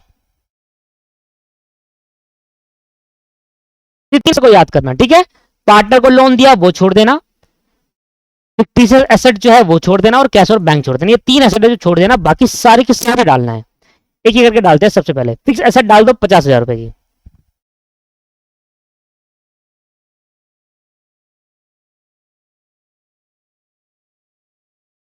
ठीक है जी। इसके बाद joint life policy surrender value जो है 10,000 रुपए वो डाल दो, जॉइंट लाइफ पॉलिसी। अरे दोस्तों सरेंडर वैल्यू में बताता हूं आपकी क्या होती है। जब भी हम कभी भी लाइफ का इंश्योरेंस कराते हैं ना दोस्तों, तो हर साल हमें प्रीमियम भरना होता है। हर साल हमें क्या भरना होता है, प्रीमियम भरना होता है। अब मैंने लाइफ इंश्योरेंस पॉलिसी करा रखी है ज्वाइंट में, मतलब ये हुआ कि मिलाकर करा ली, कि मान लो कोई पेरेंट्स है, पेरेंट्स अपने बेटे के साथ या अपने बच्चों के साथ मिलाकर LIC करवा ली, ज्वाइंट लाइफ पॉलिसी। अब मतलब छोड़ो, आप क्या होता है आप ये समझिए कि ज्वाइंट लाइफ पॉलिसी एक लाइफ इंश्योरेंस है, ठीक है जी। अब लाइफ इंश्योरेंस तो है, पर उसमें एक ऑप्शन होता है कि भाई मैं हर साल कुछ पैसा भरता जाऊंगा, एनुअली बेसिस पर या सेमी एनुअली बेसिस पर, जो भी प्लान आप सेलेक्ट करोगे। जैसे मैंने अपनी लाइफ इंश्योरेंस करा रखा है, मैं हर 6 महीने में मेरे 3,000 रुपए जाते हैं, मैं हकीकत बता रहा हूँ ये पे, हर 6 महीने में 3,000 रुपए जाते हैं मेरे, तो LIC करा रखी है। तो LIC में एक ऑप्शन होता है कि अगर आपको पैसे की जरूरत है, आप मान लो हर साल प्रीमियम भरा, प्रीमियम भरते भरते भरते भरते आपके 1-2 लाख रुपए हो गए LIC में, लाइफ इंश्योरेंस में आपके एक LIC जो करा रखी है उसमें 1-2 लाख रुपए हो गए। अब आपको अर्जेंट पैसे की जरूरत है, बहुत आपको पैसे की जरूरत है कि आपको कहीं से नहीं मिल रहा, आपको बस पैसे चाहिए, तो आप अपनी LIC को तुड़वा सकते हो। जब आप अपनी LIC को तुड़वाओगे तो उसकी एक वैल्यू, आपको उस LIC को ब्रेक कराने की एक वैल्यू मिलती है कि भाई आपने LIC खोल रखी है। अब जैसे FD तुड़वाते हैं तो पैसा मिलता है, ऐसे LIC तुड़वाने पे जो पैसा मिलेगा दैट्स कॉल्ड सरेंडर वैल्यू, मतलब उतना तो आपको मिलेगा ही मिलेगा, LIC तुड़वाते ही उतना पैसा तो आपको मिलेगा ही मिलेगा, that's called surrender value. Clear है या नहीं है? क्लियर है। तो सरेंडर वैल्यू क्लियर हुई आपको, ठीक। तो सरेंडर वैल्यू का मतलब ये, तो हमारी एसेट बन गया। एसेट क्यों बन गया? कि भाई जब मर्जी LIC तुड़वा दूं, जब मर्जी जॉइंट लाइफ पॉलिसी तुड़वा दूं, मेरे को 10,000 तो मिल ही जाएंगे, जितने का मैंने कर रखा उतने तो मुझे मिल ही जाने, है ना। ऑब्वियस सी बात है, जितना पैसा डिपॉजिट करा तो मिलेगा ही मेरे को। हाँ वो अलग बात है, उसमें जो इंटरेस्ट ब्याज मिलना था वो शायद ना मिले, वो डिपेंड करता है अलग अलग पॉलिसी में, ठीक है दोस्त। तो जॉइंट लाइफ पॉलिसी 10,000 मेरे को एसेट है मिल जाएगी, डेटर मेरे 10,000 रुपए, प्रोविजन का अगेन यहाँ डालते, याद है ना आपको, डेटर मेरे कितने हैं। अच्छा एक बात मैं आपको बता दूं, ऊपर साइड में बताना भूल गया, आप पूछ सकते थे पर आप नहीं पूछ पाओगे, क्या पता, वीडियो है भाई। एक बार मैं बताना भूल गया, ये जो प्रोविजन है ना, प्रोविजन दोस्तों, प्रोविजन, अगर इसके बारे में कुछ ना बताया जाए तो कुछ नहीं करना होता, इसको हम ऐसे खत्म नहीं करते। प्रोविजन लॉस है, लॉस मान कर खत्म करा हमने, लायबिलिटी डाल दिया, इधर ज्यादा आने से इधर क्या हुआ, प्रोविजन को हमने क्या, देखो डेटर नहीं बनाया तो डेटर का ट्रीटमेंट हम करते हैं, पर प्रोविजन का ट्रीटमेंट हम नहीं करते सर। प्रोविजन का एक बार डाल दिया भूल जाओ, क्लियर है या नहीं है, क्योंकि उसका मैं ट्रीटमेंट एसेट से इफेक्ट हो जाता है। क्या होता है जब आप प्रोविजन यहां से माइनस करते, ठीक है, जब आप माइनस करते तो भी बात वही होती, और अगर आप माइनस नहीं करते, इसको दिखाते सीधा ऐसे, तो भी बात वही है दोस्तों, क्योंकि आपने वो यहां डाल दिया तो ऑलरेडी वो यहां से माइनस हो चुका। अगर आप माइनस करके डाल देते तो बात, प्रोविजन का कोई भी इधर जैसे क्रेडिटर है 6,000 के नहीं हुए तो 6,000 का बिक जाएगा, सॉरी क्रेडिटर जो है 6,000 पे करने हैं तो आप पे कर दिया, लोन पे कर दिया, पर प्रोविजन का तो आपने कुछ नहीं, तो प्रोविजन तो एक तरह का लॉस होता है। आपको डेटर में से माइनस करना था तो आपने यहां नेट न देकर आपने वहां माइनस कर दिया, उसका कोई भी अलग ट्रीटमेंट नहीं होता दोस्तों। बस प्रोविजन आप दो तरीके होते हैं प्रोविजन को रिकॉर्ड करने के, या तो आप 24,200 में आप 1,500 माइनस करते, सॉरी 1,200 माइनस करके नेट डाल देते 23,200 या जो भी है, पर आपने क्या करा, कोई नहीं मैं भाई 24 ओरिजिनल यहां डालूंगा, प्रेजेंटेशन में डालना ओरिजिनल यहां था बाकी यहां आता है, तो अब तो प्रोविजन एक बार यहां डालने के उसका कोई भी फर्दर इफेक्ट नहीं होता, बस वो क्या होता है इसका नेट इफेक्ट, मतलब इस एसेट को कम करने के लिए यहां शो करते हैं बस, और कुछ नहीं, ठीक है जी। दो तरीके, या तो एसेट में से डायरेक्ट माइनस कर दो या अलग से डाल दो। तो वही सेम यहां पर है कि जो मैं इसका डेटर यहां पर पुट करूंगा, इससे रिलेटेड प्रोविजन है भाई, डेटर मैंने यहां 10,000 डाल दिया, डेटर मैंने कितना डाल दिया 10,000, पर 500 का तो क्या प्रोविजन, तो मैं यहां लिख दूंगा वो provision, provision for bad debt.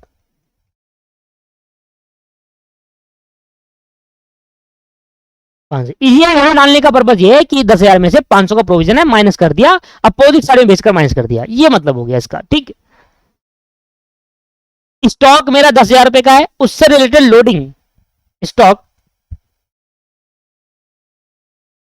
Eight invoice price कितने का जी, 10,000 रुपए का। अब लोडिंग आप यहां से हटा सकते हो, पर मैंने कहा ना प्रेजेंटेशन क्या होती है कि आप यहां से नहीं हटाओगे, इसकी अपोजिट साइड में डालकर हटाओगे।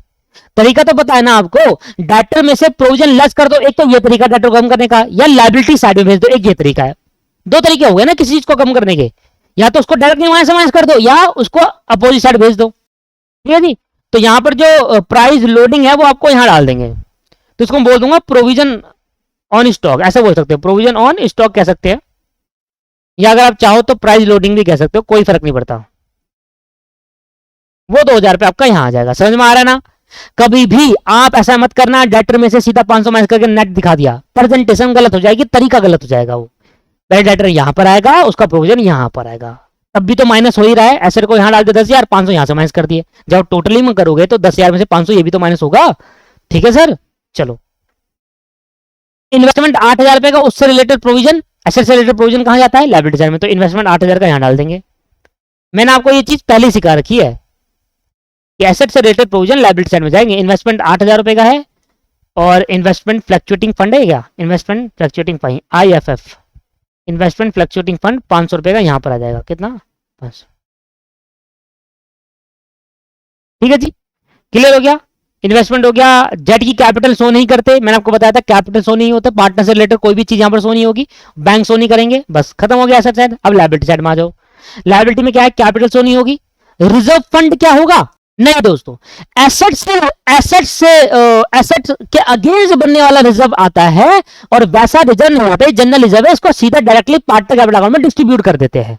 दोबारा समझो, कौन सा रिजर्व आएगा, एसेट से अगेंस्ट बनने वाला रिजर्व, जैसे कि जॉइंट लाइफ पॉलिसी से रिलेटेड एसेट है तो ये वाले रिजर्व आते हैं, जैसे कि इन्वेस्टमेंट फ्लक्चुएटिंग इन्वेस्टमेंट से रिलेटेड आईएफआई है। अब आपको पता है कि इन्वेस्टमेंट यहां डाल सकते हैं और आईएफआई उठा के यहां भी तो डाल सकते हैं, तरीका तो यही है ना, सेम है ना, ऐसा दिखाता है ना, इन्वेस्टमेंट कभी यहां होती है और इन्वेस्टमेंट फ्लक्चुएशन यहां दिखता है, तरीका एक ही है, या तो आप ऐसे कर लो या इन्वेस्टमेंट से माइनस कर लो, वही मैं सिखा रहा था आपको। जैसे जॉइंट लाइफ पॉलिसी फंड ये आएगा यहाँ पर रिजर्व फंड नहीं आएगा, क्योंकि वो किसी अलग से क्या नहीं है, प्रॉफिट का पार्ट है, उसको कैपिटल में डिस्ट्रीब्यूट करते हैं। Joint life policy fund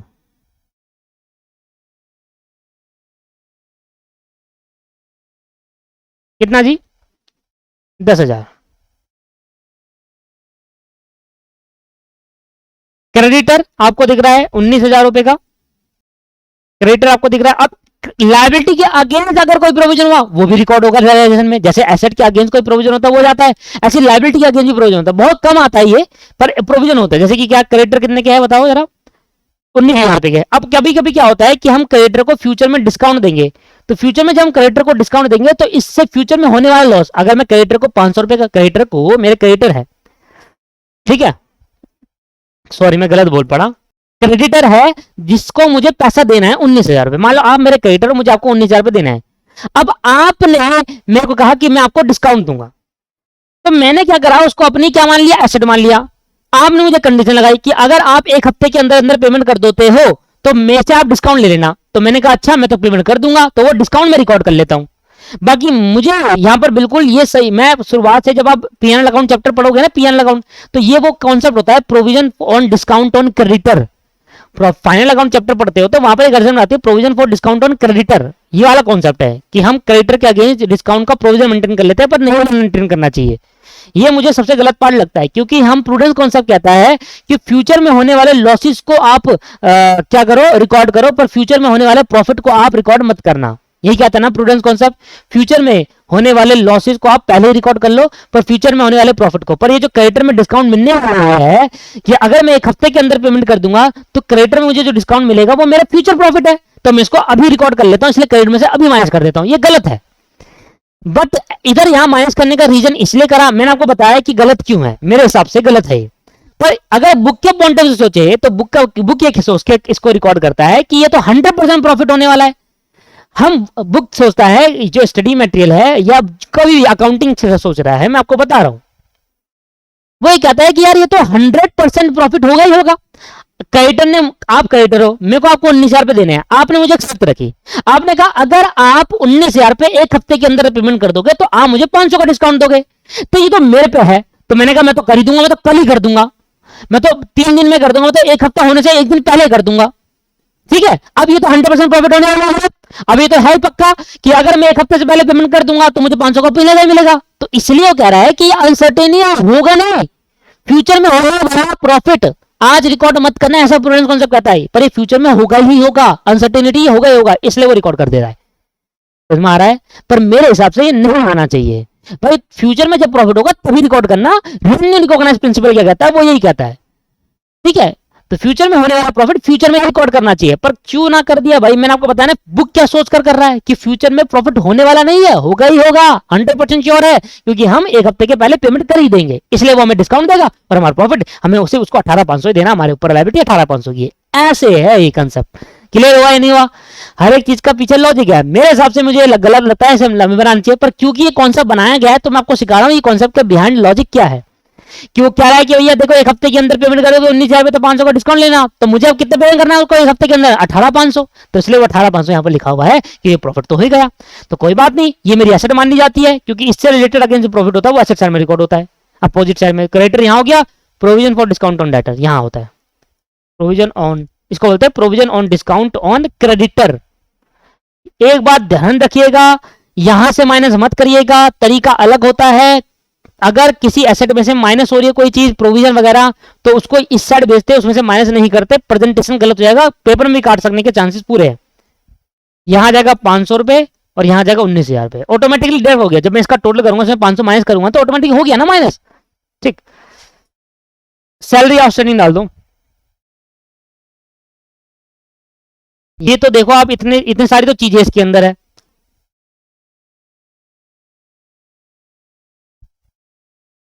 salary outstanding,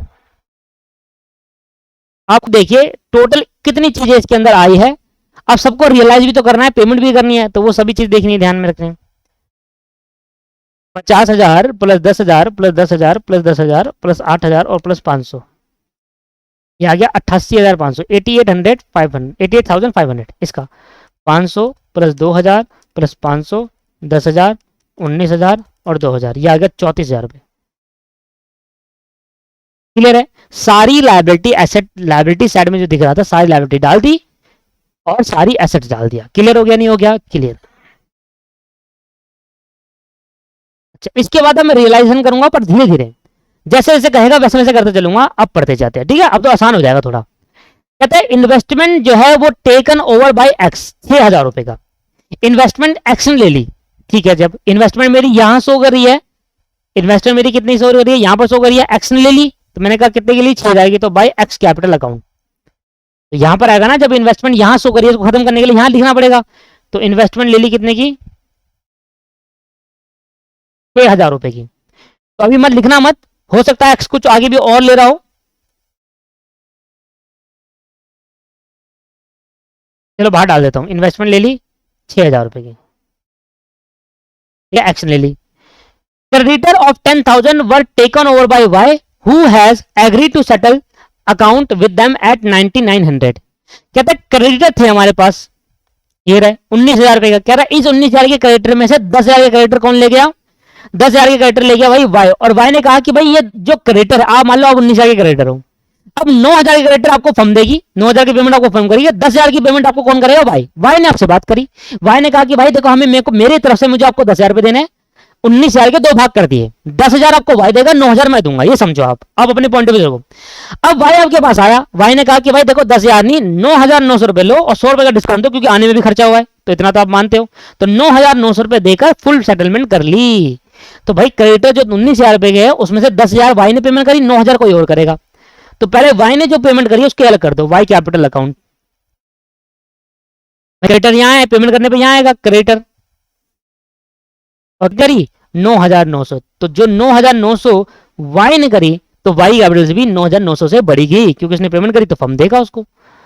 remaining creditor were paid 7,500 रुपए, remaining creditor were paid, paid were का यूज करा, तो बैंक से पेमेंट हुई है, तो टू बैंक अकाउंट। तो ये तो घाटे में चलेगा क्रेडिटर। भाई 19,000 रुपए था, ठीक है ना, क्रेडिटर का 19,000 रुपए में से भाई 9900 तो दिया भाई ने, और 7,500 रुपए पेमेंट हुई, तो टोटल घाटे में 1,600 रुपए चलेगी। आप चेक कर लो, क्रेडिटर पेड। अभी डिसोल्यूशन एक्सपेंस भी आएगा, तो इसको थोड़ा जगह छोड़ देना है आप।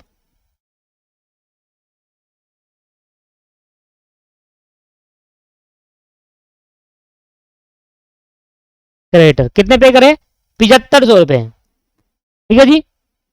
Joint life policy were surrender and fixed asset realise 70,000। अब रियलाइज हो रही है तो बैंक अकाउंट से सारी रियलाइजेशन होती है। जब ये ना बताया जाए कि कौन ले आ रहा है, कौन कितना ले आ रहा है, तो बैंक अकाउंट से रियलाइज होती है।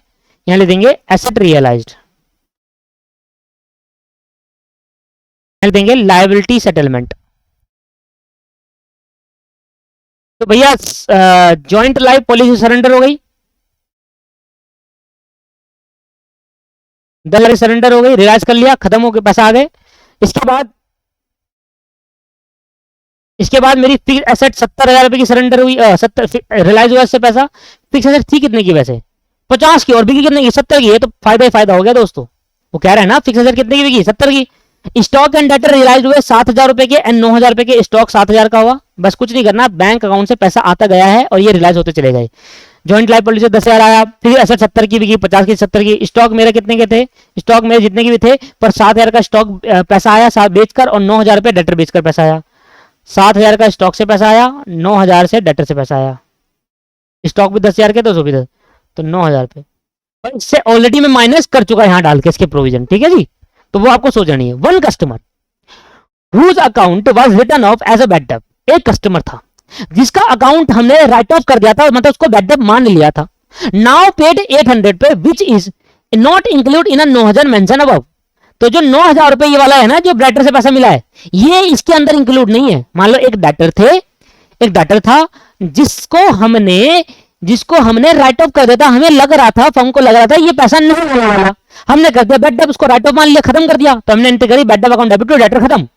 तो कितना था, 800 रुपए के एक डेटर थे, तो मैंने एंट्री करी, देखा बैड डेट की एंट्री क्या हुई, बैड डेट की एंट्री ये हुई कि मैंने बैड डेट अकाउंट डेबिट करके टू डेटर 800 से खत्म कर दिया। ठीक है जी, ये मैंने कर दिया, कभी कर दिया होगा, मैंने बैड डेट मान लिया था। ठीक है सर, इसके बाद कुछ टाइम बाद आकर इस डेटर ने पैसा दे दिया, तो ये हो गया बैड डेट रिकवर। तो जब बैड डेट रिकवर होगा तो मेरे पास क्या आएगा, कैश या बैंक, और टू बैड डेट रिकवर लिखते हैं। ठीक है ना, डेटर मत लिख देना, दोबारा डेटर मत क्रिएट कर देना। एंट्री होती है कैश और बैंक से पैसा आया और जो बैड डेट कर रहा था वो रिकवर बन गया, तो 800 रुपए, तो यहां पर आ गया बैड डेट रिकवर। ठीक है जी, क्लियर हो गया, समझ में आया एंट्री। और ये एंट्री आपको आनी चाहिए दोस्तों, नहीं तो आप प्रॉफिट फाइनल अकाउंट वाला चैप्टर पढ़िए मेरा, वही सारा, वही बहुत बेस से कराया था मैंने। फाइनल अकाउंट वाले चैप्टर के अंदर सबसे ज्यादा बेसिक लेवल से कराया था। अगर आपको सिर्फ फाइनल अकाउंट वाला चैप्टर चाहिए तो आप एप्लीकेशन हमारी डाउनलोड कर लो, वहां पर सिर्फ फाइनल अकाउंट वाला चैप्टर मिल जाएगा 200, 250, 300 रुपए का कुछ करीब, जिससे आपका बेस लेवल बहुत क्लियर होगा। 25 क्लासेस आएगा वहां पर, बेस आपका क्लियर हो जाएगा। बैड डेट रिकवर हो गया, अब आगे बढ़ो। वो कहता है there was an unrecorded asset, मतलब जो हमने बैलेंस शीट में रिकॉर्ड नहीं हो रही वो अनरिकॉर्डेड एसेट है, पहले एस्टिमेटेड 3,000 रुपए के करीब अनरिकॉर्डेड एसेट है। ठीक है, half of which has hand over to the unrecorded liability 5,000 रुपए in settlement of the claim of 2,500 रुपए। कहता है देखो हमारे पे ना 3,000 रुपए की अनरिकॉर्डेड एसेट है, सुनना ध्यान से, उस 3,000 की अनरिकॉर्डेड एसेट में दो हिस्से करे, आधे आधा। कह रहा है जी आधा हिस्सा हमने अनरिकॉर्डेड लायबिलिटी थी एक, उसको पेमेंट करने में दे दिया, तो वो तो नो एंट्री वैल्यू पास होती है। जब कोई एसेट को आप जब किसी एसेट से आप किसी लायबिलिटी को चुकाते हो तो वो एंट्री रिकॉर्ड नहीं करते, तो एंट्री होती है रियलाइजेशन टू रियलाइजेशन, तो एंट्री डिडक्ट कर देते हैं, नहीं करते। बट जो आधी अनरिकॉर्डेड एसेट बची है ना दोस्तों, the remaining half past sold in the market Reliance 1,300 रुपए, तो आधी को 3,000 रुपए थे, 1,500 रुपए तो मैंने अलग कर दिया और 1,500 अलग कर दिया। 1,500 से तो लायबिलिटी चुकाने का काम करा, वो तो रिकॉर्ड हुआ ही नहीं। जो 1,500 की एसेट बच गई उसको मैंने 1,300 में बेच दिया, तो अनरिकॉर्डेड एसेट सोल्ड, तो अनरिकॉर्डेड एसेट बेच दी, तो पैसा आया होगा नहीं आया होगा, आया होगा। भले ही एसेट यहां रिकॉर्ड नहीं हो रही, पर यहां पर पैसा से जरूर लेंगे, इसी को यही होता है अनरिकॉर्डेड एसेट। ऊपर क्लोज नहीं होती क्योंकि बैक बुक्स में थी नहीं, पर पैसा जरूर आएगा इससे, क्योंकि पहले अब पता चली है अनरिकॉर्डेड एसेट सोल्ड। और कितना आएगा दोस्तों, ये 1,300 रुपए आएगा दोस्तों। ठीक है जी, अब लायबिलिटी की बात कर लेते हैं, लायबिलिटी को हाईलाइट कर रहा हूं। कहता है half of which handed over to the unrecorded liability 5,000 in settlement of claim 2,500 रुपए। कहता है देखो 5,000 की भी अनरिकॉर्डेड लायबिलिटी थी, आधी तो यहां से रिकवर कर ली और कुछ पैसा हमने 2,500 रुपए दिए फुल सेटलमेंट में। मतलब क्या हुआ, 5,000 की लायबिलिटी थी, ठीक है, जिसमें से 1,500 की एसेट दी, ठीक है। अब कितना बच गया, 3,500 बच गया। हमने कहा देखो 3,500 तो नहीं है, 2,500 लो, पैसा लो और खत्म करो कहानी, बिल्कुल ऐसी बात हुई है। 5,000 की अनरिकॉर्डेड लायबिलिटी अराइज हुई, 3,000 की अनरिकॉर्डेड एसेट अराइज हुई। अनरिकॉर्डेड एसेट में से आधी एसेट को मैंने लायबिलिटी चुकाने में काम कर दी, तो 1,500 तो खत्म हुए, इसकी एंट्री रिकॉर्ड नहीं करता। अब कितनी लायबिलिटी और बची, 3,500। हमने कहा देखो भैया 3,500 अभी और देने हैं, 2,500 देंगे और फुल सेटलमेंट कर लेंगे, यही तो होता है फुल सेटलमेंट का काम। तो 2,500 रुपए की अभी हमने अनरिकॉर्डेड लायबिलिटी पे करा और फुल सेटलमेंट हो गई, 5,000 की लायबिलिटी खत्म हो गई। तो लायबिलिटी हमने पे करी अनरिकॉर्डेड, और कितने पैसे दिए, सिर्फ कितने की लायबिलिटी थी, 5,000 की, और पैसे कितने दिए, सिर्फ 2,500 रुपए। और क्यों, क्योंकि एक अनरिकॉर्डेड एसेट दिए 1,500 की, 2,500 पैसे दिए और 1,000 का डिस्काउंट ले लिया और खत्म होगी कहानी पूरी लायबिलिटी की। क्लियर हो गया, समझ में आया कंसेप्ट, ठीक है, ये हो गया क्लियर। कहता है Y took the responsibility complete the dissolution, Y ने कहा कि भाई मैं डिसोल्यूशन का सारा प्रोसेस कंप्लीट कर लूंगा और आप मुझे 400 रुपए पर मंथ के हिसाब से पैसे दे देना। तो 400 रुपए पर मंथ के हिसाब से वाई को सैलरी भी दी जाएगी, ठीक है जी। तो 400 रुपए पर मंथ के हिसाब से सैलरी दी जाएगी। मुझे बताओ यहाँ पर लास्ट में लिखा होगा कि डिसोल्यूशन कब खत्म हुआ है प्रोसेस। एक्चुअल एक्सपेंस अमाउंटिंग तो 1,100 रुपए, हमें मतलब नहीं। आप मेरी बात समझिए, एक मिनट रुकना, नहीं वाला केस नहीं है इसमें, फाइनल सेटलमेंट वाला। ये पहला केस है रियलाइजेशन का। जो पहला केस था ना जिसमें मैं बताया था कि पार्टनर अपना सैलरी अलग लेगा रेम्युनरेशन, और जितना खर्चा होगा एक्चुअल वो अलग लेगा, वो वाला कंसेप्ट है। तो Y took over the responsibility of complete, Y ने कहा कि भाई मैं सारी रिस्पॉन्सिबिलिटी उठाता हूँ, डिसोल्यूशन प्रोसेस को पूरा कंप्लीट कर लूंगा, आप मुझे 400 पर मंथ के हिसाब से सैलरी दे देना बस। यहाँ पर कहीं लिखा हुआ कि रेम्युनरेशन भी इंक्लूड है। कहता है एक्चुअल एक्सपेंस अमाउंटिंग 1,100 रुपए, ₹1100 का खर्चा हुआ total. Dissolution was complete and final payment was made on 30 अप्रैल 2013। ओहो, कह रहा है जो फाइनल पेमेंट होगी वो 30 अप्रैल 2013 की होगी, मतलब जो डिसोल्यूशन एक्सपेंस वो मेरा ₹1100 का, ये अभी पे नहीं हुआ, ये होगा अभी 30 अप्रैल 2017 को। भाई मुझे बताओ मेरा साल कब खत्म हुआ था, कितने महीने लग गए डिसोल्यूशन प्रोसेस में स्टार्ट होने को, उसी उतने महीने की सैलरी दूंगा उसको 400 पर मंथ के हिसाब से। देखो 31 दिसंबर 2012 को बैलेंस शीट पिछले साल खत्म हुआ, अप्रैल जनवरी फरवरी मार्च और अप्रैल एंड, तो 4 महीने लग गए डिसोल्यूशन प्रोसेस खत्म होने में। और 4 महीने बाद मैं एक्चुअल एक्सपेंस का पेमेंट भी करूंगा और डिसोल्यूशन एक्सपेंस का पेमेंट भी करेंगे। तो 4 महीने बाद हमारी पेमेंट होगी। एक तो 400 पर मंथ के हिसाब से किसको दूंगा, पैसा दूंगा किसको, पार्टनर को, और ₹1100 जो आउटस्टैंडिंग रह गया है 30 अप्रैल तक का, ₹1100 जो डिसोल्यूशन एक्सपेंस हुआ है वो भी पेमेंट करूंगा। इसको अब मैं आउटस्टैंडिंग डिसोल्यूशन एक्सपेंस हो करूंगा, क्योंकि ये 30 अप्रैल तक अभी पे नहीं हुआ, क्योंकि फाइनल पेमेंट कब हुई है 30 अप्रैल में। समझ में आ रहा है आउटस्टैंडिंग डिसोल्यूशन एक्सपेंस क्यों बोल रहा हूं मैं, क्योंकि ये 1100 का जो एक्सपेंस हुआ है ये कौन देगा, फर्म देगी, तो फर्म अपने बैंक अकाउंट देगा, और जो ₹400 है वो भी फर्म देगी पर उसी कैपिटल अकाउंट बढ़ाकर देगी, पैसा नहीं देगा। तो क्या हुआ दोस्तों, सबसे पहले जो मेरा आउटस्टैंडिंग डिसोल्यूशन एक्सपेंस है जिसको मैं 30 अप्रैल को पे करना है, पे कर दिया, तो मैं अब 30 अप्रैल को पे कर दिया है, वो कितना हो गया दोस्त, आउटस्टैंडिंग डिसोल्यूशन एक्सपेंस जो था 30 अप्रैल को पेमेंट हो गई, कितनी होगी पेमेंट सर, ₹1100 की, खत्म हो गया। ठीक है सर। इसके बाद 2 वाई कैपिटल, वाई को सैलरी दी। भाई डिसोल्यूशन का प्रोसेस कितने महीने तक चला, 4 महीने तक, तो 4 महीने तक उसने मेहनत करी, काम करा, डिसोल्यूशन करवाया, तो ₹1600 उसको सैलरी मिलेगी इसकी, वाई कैपिटल को बढ़ा देंगे। खत्म हो गया सब कुछ। अब कौन कौन सी ऐसी लायबिलिटी है जो रियलाइज नहीं हुई वो देखो। कौन, प्रोविजन कभी भी रियलाइज नहीं होता दोस्तों, प्रोविजन माइनस करने के लिए शो करते हैं, ये बात ध्यान रखना। तो आप इसको भूल जाओ, इसको भूल जाओ, IFR को भूल जाओ, बस इतना भूल जाओ, ठीक है ना।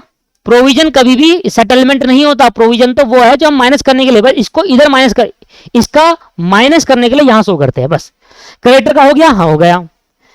जॉइंट लायबिलिटी फंड हो गया, उसका तो बेच दिया एसेट।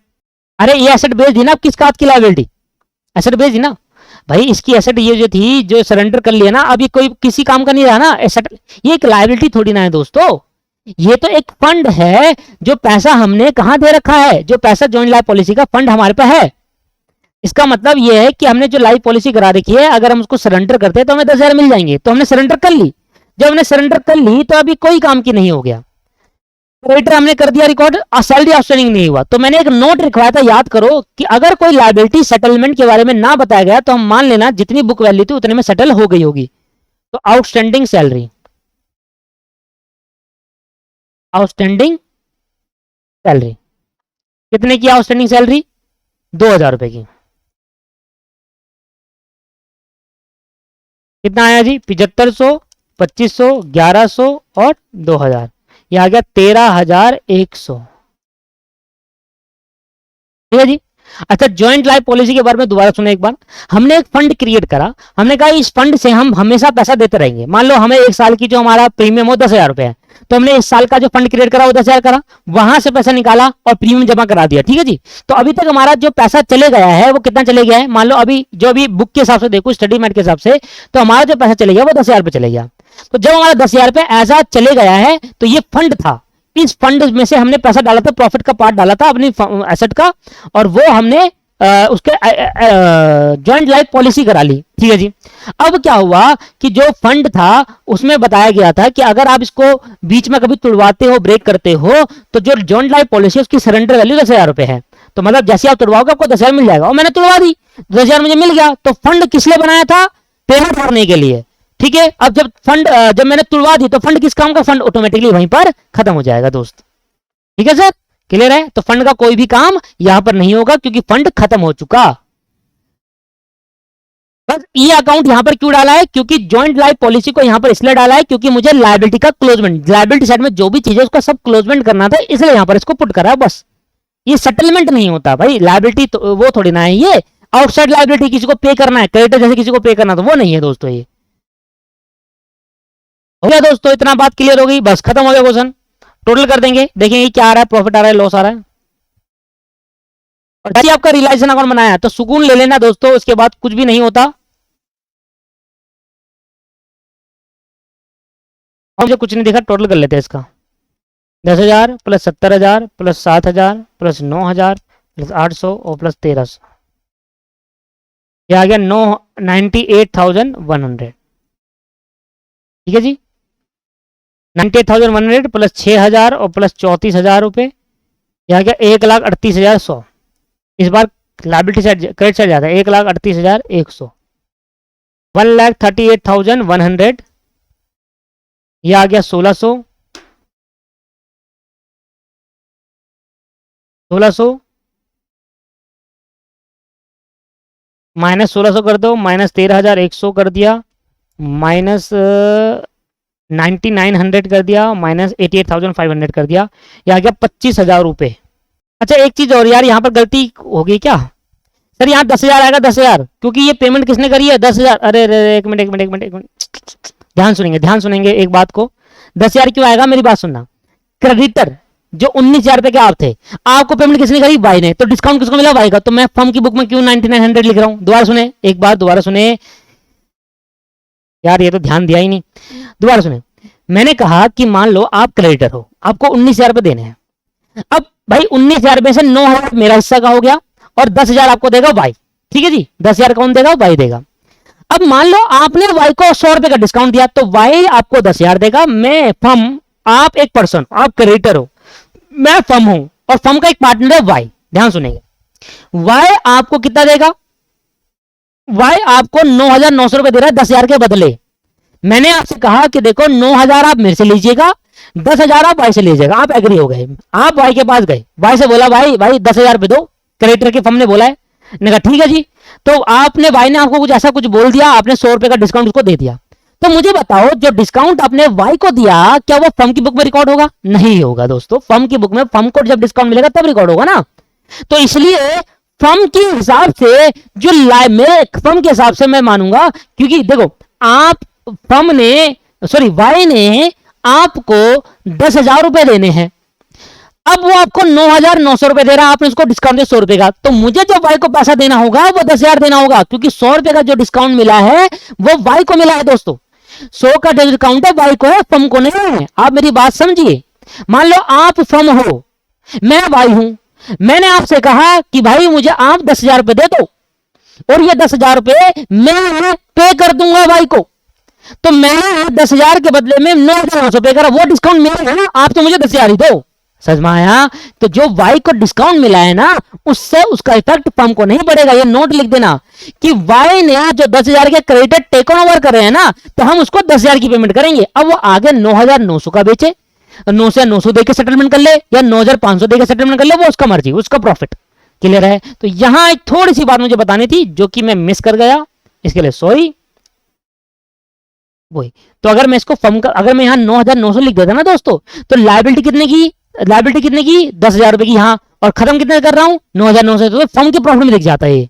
समझ में आ रहा है। ये रियलाइजेशन अकाउंट किसका है, फर्म का है ना। तो रियलाइजेशन अकाउंट में 100 रुपए का प्रॉफिट दिख जाता, क्योंकि 10,000 की लायबिलिटी क्रेडिट साइड में और 9,900 डेबिट साइड में, तो 10,000 क्रेडिट साइड में, 9,900 डेबिट साइड में, 100 रुपए का प्रॉफिट नहीं आ जाता। तो ये फर्म का हो जाता, जबकि ये किसने कमाया, वाई ने कमाया है। ठीक है जी, तो इसको ठीक कर लीजिए। इसके बारे में एक नोट लिख देते हैं, याद रहेगी बात, स्टार लगा के। अगर पेपर में लिखना चाहो वो भी लिख देना, लिखना note, Y took over creditor of rupees 10,000 in the firm book we record as 10,000.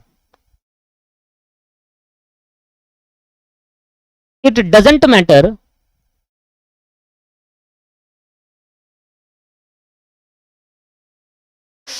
it does not matter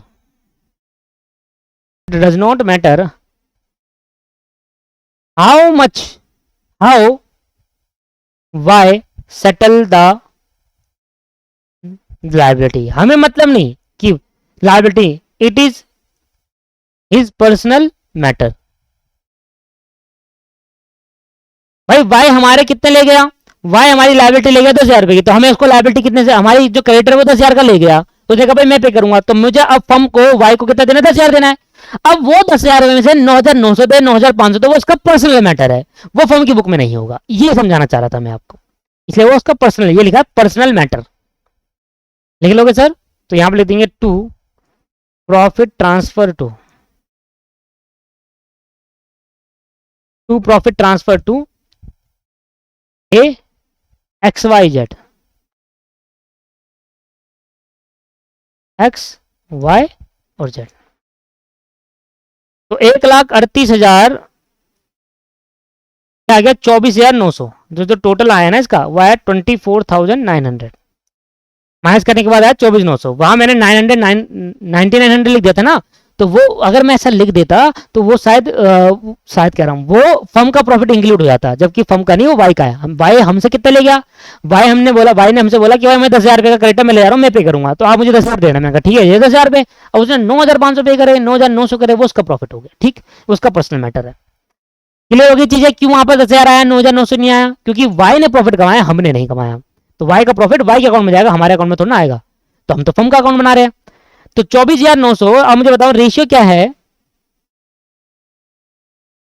2:2:1, तो 24,500, 24,900 डिवाइड बाई 5 कर देंगे, 4980 मल्टीप्लाई बाई 2, 9960 और 9960, इस तरीके से प्रॉफिट डिस्ट्रीब्यूट हो गया। ठीक है जी, पार्टनर कैपिटल अकाउंट बनाना आया था? हाँ सर, कुछ भी नहीं है पार्टनर कैपिटल अकाउंट में।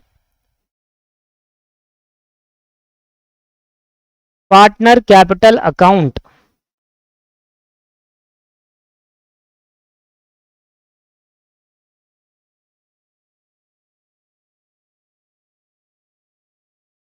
ये मैं बना रहा हूं खामा का, बल्कि ये एक चीज आप कर लोगे खुद अपने आप से,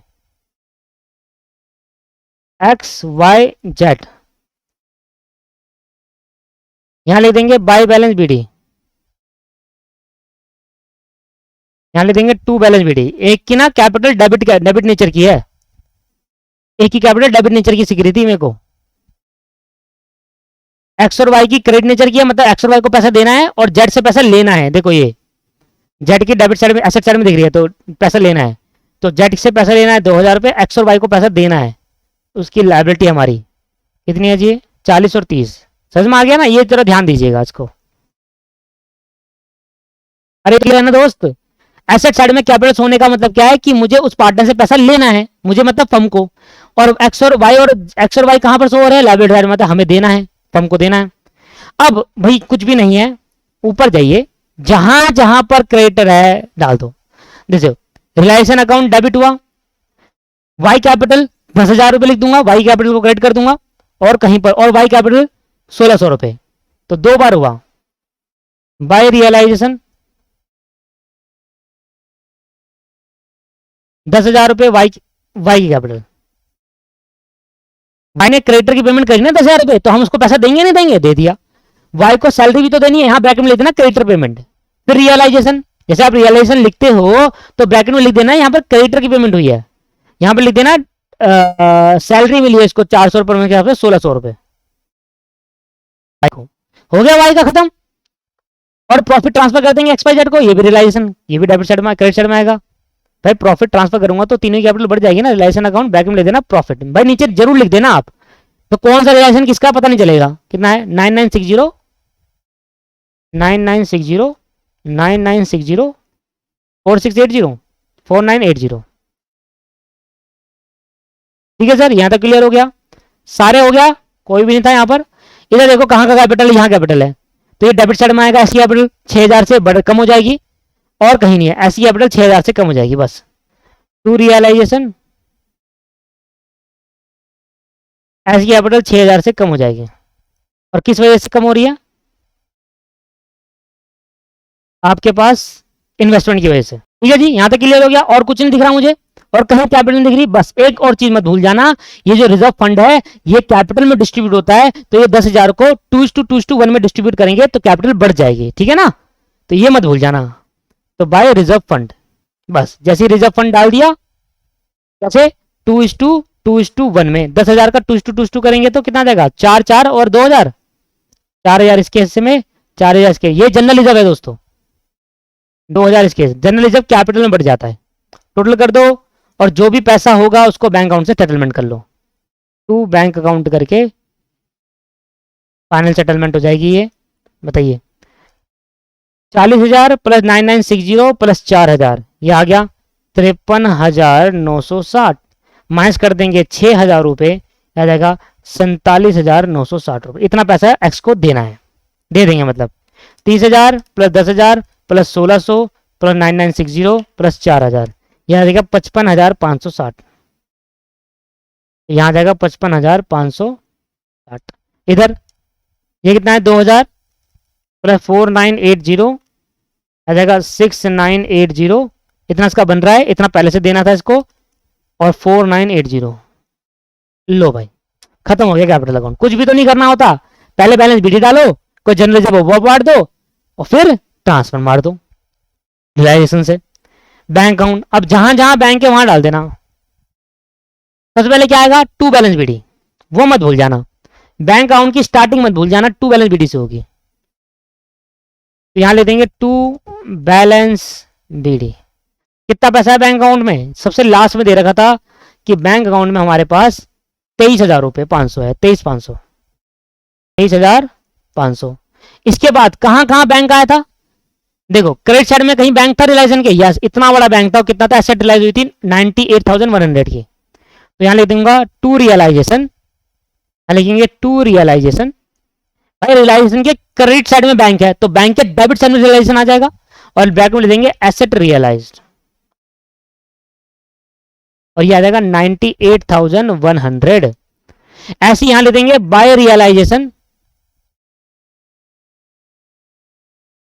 और बैक में देंगे लायबिलिटी रियलाइज्ड। लायबिलिटी रियलाइज नहीं, लायबिलिटी सेटल्ड। लायबिलिटी को बेची थोड़ी जाती, पेमेंट कर दिया, सेटल्ड। और कितनी लायबिलिटी सेटल करी वो देखो एंड में दे रखा था, ये रही लायबिलिटी सेटल का अमाउंट है 13,100, 13,100। और कहीं बैंक नहीं था, और कहीं पर भी बैंक नहीं था, 13,100। बस एक लास्ट बैंक यहां पर दिख रहा था कैपिटल अकाउंट में, ये रहा। तो ये डेबिट साइड में आएगा क्योंकि पेमेंट करूंगा तो बाय कैपिटल अकाउंट, जो कि एक्स वाई और जेड का है।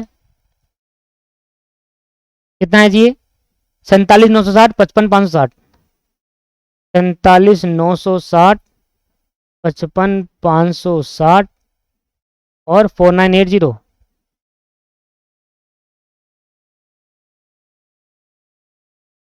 47,960 55,560 4980, यह आएगा 1,08,500 बस 13,100, यह आएगा 1,26,600 23,598 1,21,000।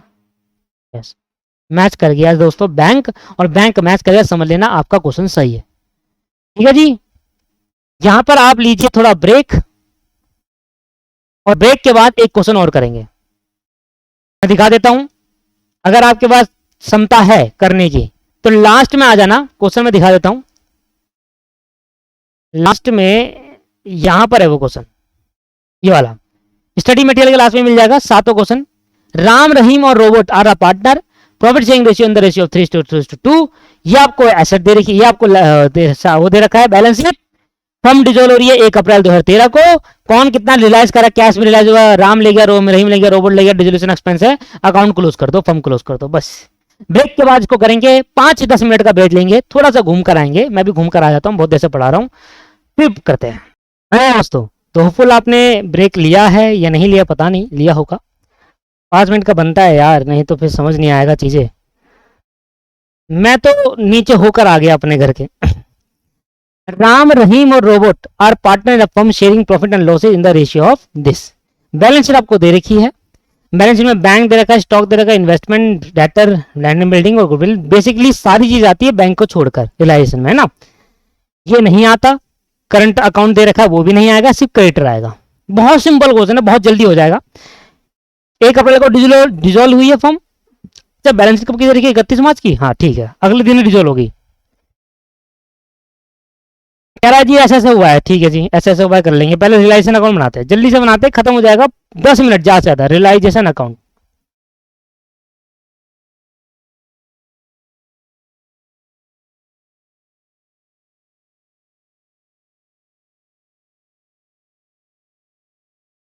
ये हो गया अमाउंट। सबसे पहले आएगा to sundry asset,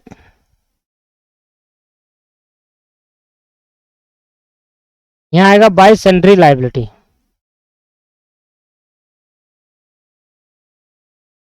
by sundry liability land and building 90,000, sorry sorry sorry sorry, ये रहा stock investment debtor land and building, डाल दो पहले stock investment debtor land and building और गुडविल। 69, 6,000, 7,000, 70,000, 69,000, 6,000, 70,000, इसके बाद 1,25 और 25, 1,25,000 और सिर्फ 25,000। 69,000, 6,000, 70,000, 1,25,000 और 25,000, ये आ गया 2,95,000। यहां सिर्फ क्रेडिटर आएगा, क्यों? क्योंकि एक ही लाइबिलिटी है, बाकी तो कैपिटल और करंट है, वो तो आते नहीं है पार्टनर से रिलेटेड। 47,500, 47,500, क्लियर है सर? इसके बाद हम रियलाइज करेंगे, तो सबसे पहले हम लिखेंगे यहां पर बाय बैंक अकाउंट करके एसेट रियलाइज्ड, एसेट रियलाइज्ड, ठीक है। अब क्या क्या रियलाइज हुआ, जरा ध्यान देना। पैसे में कितना रियलाइज हुआ है, तो दो चीज पैसे में रियलाइज हुई है, बाकी पार्टनर ले गया है। लैंड एंड बिल्डिंग और डेटर तो पैसे में रियलाइज हुआ है, तो लैंड एंड बिल्डिंग और डेटर ये तो पैसे में रियलाइज हुआ है, तो लैंड एंड बिल्डिंग 90,000 और डेटर 60,000, तो ये आ गया 90,000 और ये आ गया 60,000, आ गया 1,50,000, ये तो पैसे में हुआ है। लैंड एंड बिल्डिंग तो गई, अब रही इन्वेस्टमेंट और स्टॉक और गुडविल। इन्वेस्टमेंट ले गया 55, राम रहीम और रॉबर्ट तीनों ले गए, तो by Ram capital account, by Rahim capital account और बाय रॉबर्ट कैपिटल अकाउंट। तो जी राम क्या ले गया, इन्वेस्टमेंट स्टॉक और गुडविल, ये ले गया जी इन्वेस्टमेंट, ये हो गया जी स्टॉक, ये हो गया गुडविल, और कितने कितने के ले गए, 5500, 75, 500 और 18,000। सर 5500, 75, 500 और 18,000। इसके बाद अब लाइबिलिटी रियलाइज होगी, तो टू एसेट का हमेशा दिया होगा, एसेट रियलाइज होगा, एसेट में कोई भी चीज नहीं छूटेगी। लाइबिलिटी रियलाइज होगी टू बैंक अकाउंट करके, सॉरी लाइबिलिटी सेटल होगी, सेटल लाइबिलिटी सेटल होगी।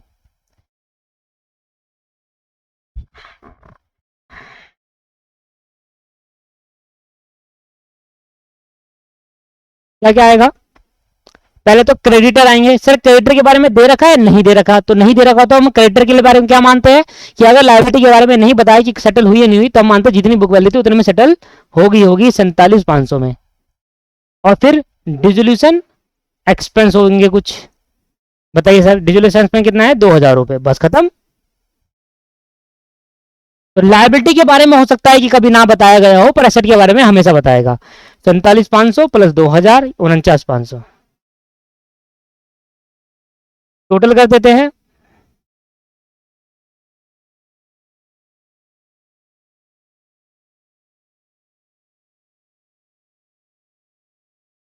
इस साइड ज्यादा लग रहा है मुझे तो, हाँ।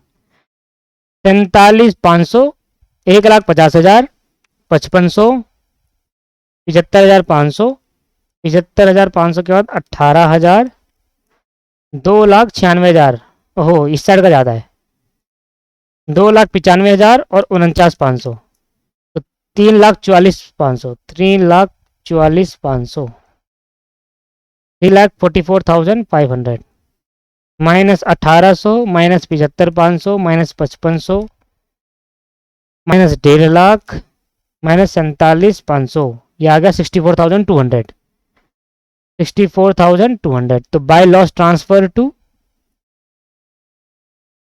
ये तो आपने भी कर लिया होगा। ट्रांसफर टू, कौन कौन है पार्टनर? राम रहीम और रोबोट।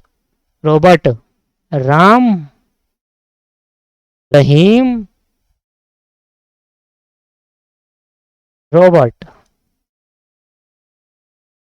बताइए सर रेशियो क्या है?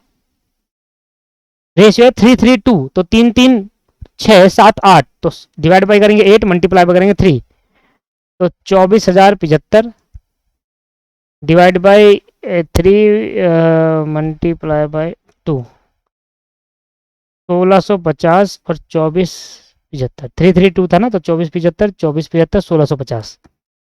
भाई पार्टनर कैपिटल अकाउंट बना लो। क्या बताऊं इसके अंदर, नई बात कुछ है ही नहीं, ये तो सबसे सिंपल क्वेश्चन है, ये मुझे पहले कराना था। Partner capital account,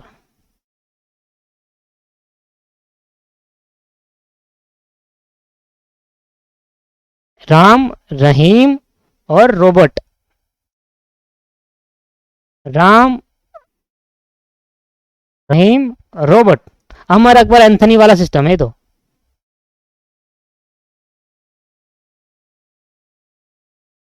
Ram Rahim robot, Ram Rahim robot. सबसे पहले लिखेंगे by balance BD.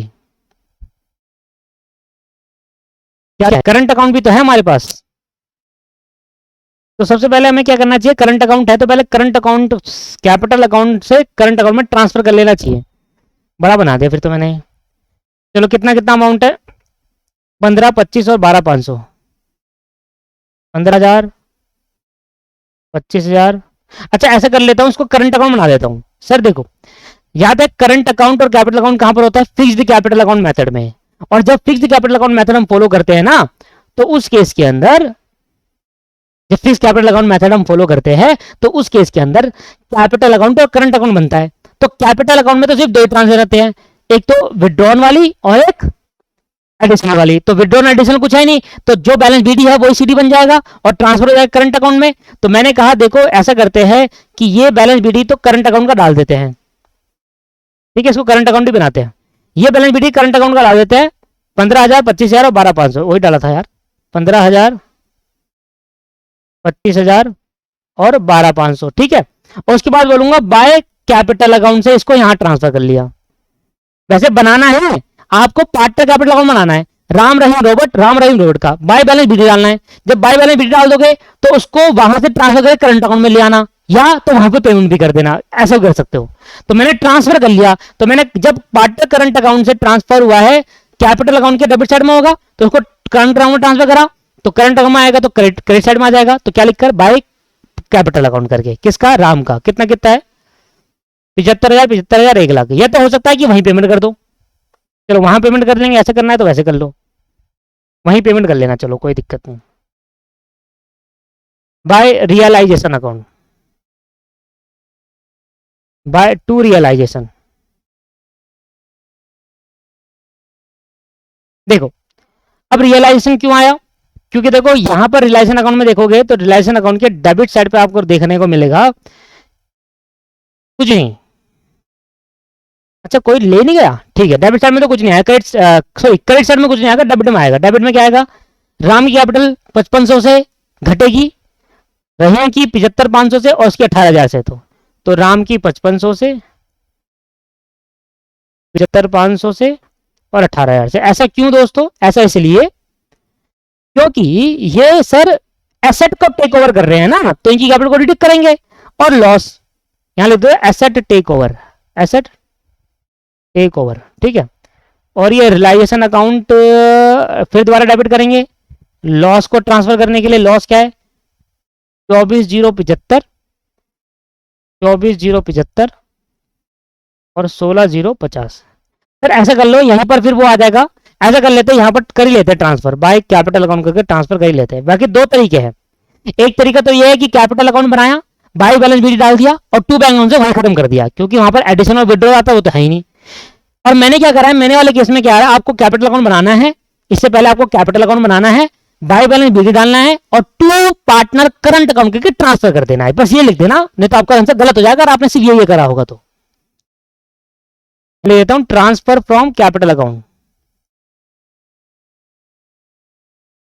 By capital account, फिर भी लिख दिया नीचे ट्रांसफर फ्रॉम कैपिटल अकाउंट। और कितना कितना बैलेंस ट्रांसफर हुआ, 75 1 लाख, 75,000, 75,000 और 1 लाख रुपए, बस और तो कुछ है नहीं जी। आप कर दो टोटल और बैंक अकाउंट से कर दो सेटलमेंट। 75 और 15 ये हो गया 90,000, 75 25 ये हो गया 1 लाख, ये हो गया 1,12,500।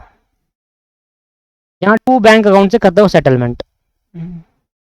देखो 90,000 ये रहा, 90,000 में से 90,000 में से माइनस करेंगे 24,075 और माइनस करेंगे 5500, आएगा 60425।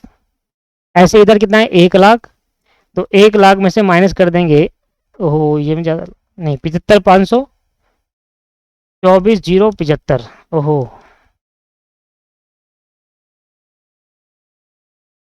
24,075 प्लस 75,500, 99,575 आ रहा है और 1 लाख, चलो शुक्र है 425 रुपये आ रहा है, नहीं तो फिर इधर आना पड़ता। 1,12,500 माइनस करेंगे 18,000 माइनस करेंगे 16,050, ये आ गया 78,450। ठीक है भाई, कैपिटल अकाउंट जरूर बनाना है, ये आपका काम है, इससे पहले बनेगा वो, ठीक है, नहीं तो फिर गलत हो जाएगा। बैंक अकाउंट बराबर आ गया तो आंसर सही, नहीं आया तो कहीं ना कहीं मिस्टेक। सबसे पहले क्या करेंगे, टू बैलेंस बीडी, बैंक में कितना पैसा पड़ा हुआ है 55,000 रुपए, बाय कैपिटल अकाउंट करके कर दो सेटलमेंट। एक्स राम, रहीम और रॉबर्ट,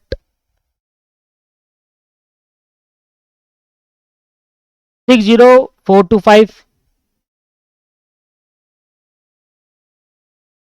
425 और 78450। फिर कहाँ आया था बैंक अकाउंट, एक यहाँ पर आया था। देखो बैंक अकाउंट से लायबिलिटी सेटलमेंट थी 49,500 की, तो पैसा कम गया होगा, तो बाय रियलाइजेशन। अब आपको चीजें समझ में आ रही है, 3 क्वेश्चन इकट्ठा कराने के बाद आपको क्लियर हो रही है।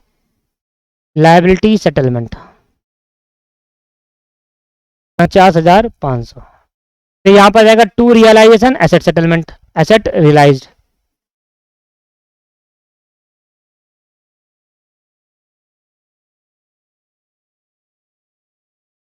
बैंक से एसेट कितने रियलाइज हुए देखेंगे एक बार, तो बैंक से जो एसेट 1,50,000 हुई है बैंक से एसेट रियलाइज, और नहीं था बैंक कहीं। 1,50,000 हुई है बैंक से एसेट रियलाइज्ड, टोटल कर देना सर, बराबर आ जाएगा आंसर। पहले इसका टोटल कर लेते हैं, 60,425 प्लस 425 और 78450, ये आ गया 1,39,300। एक मिनट रुक जाना, ये गलत है, 47,500 है, ये 47,500, यहाँ पर मिस्टेक कर दी यार, ये 47 नहीं सही तो है, 47,49,500 ये ठीक है बिल्कुल, नहीं गलती नहीं है, ठीक है 49,500 है। दोस्तों बराबर नहीं आ रहा, कहीं पर हल्की सी मिस्टेक हो रखी है, एक बार मैं दोबारा चेक करूंगा। देखो बराबर नहीं आया तो समझ लेना गलती है, कहीं कहीं कैलकुलेशन मिस्टेक हुई है, कॉन्सेप्ट मिस्टेक कहीं पर नहीं है, कैलकुलेशन मिस्टेक हुई होगी कहीं मेरे से। एक बार दोबारा करते हैं, 2,95,500 और 49,500, ये आ गया 3,44,500, ये तो ठीक है। अब माइनस करके देखना एक बार, माइनस 47,500 माइनस 1,50,000 माइनस 5500 माइनस 75,500 और माइनस 18,000, यहाँ 48,000। देखो मैंने कहा ना कहीं कैलकुलेशन मिस्टेक है, 48,000 आ रहा है, 48,000।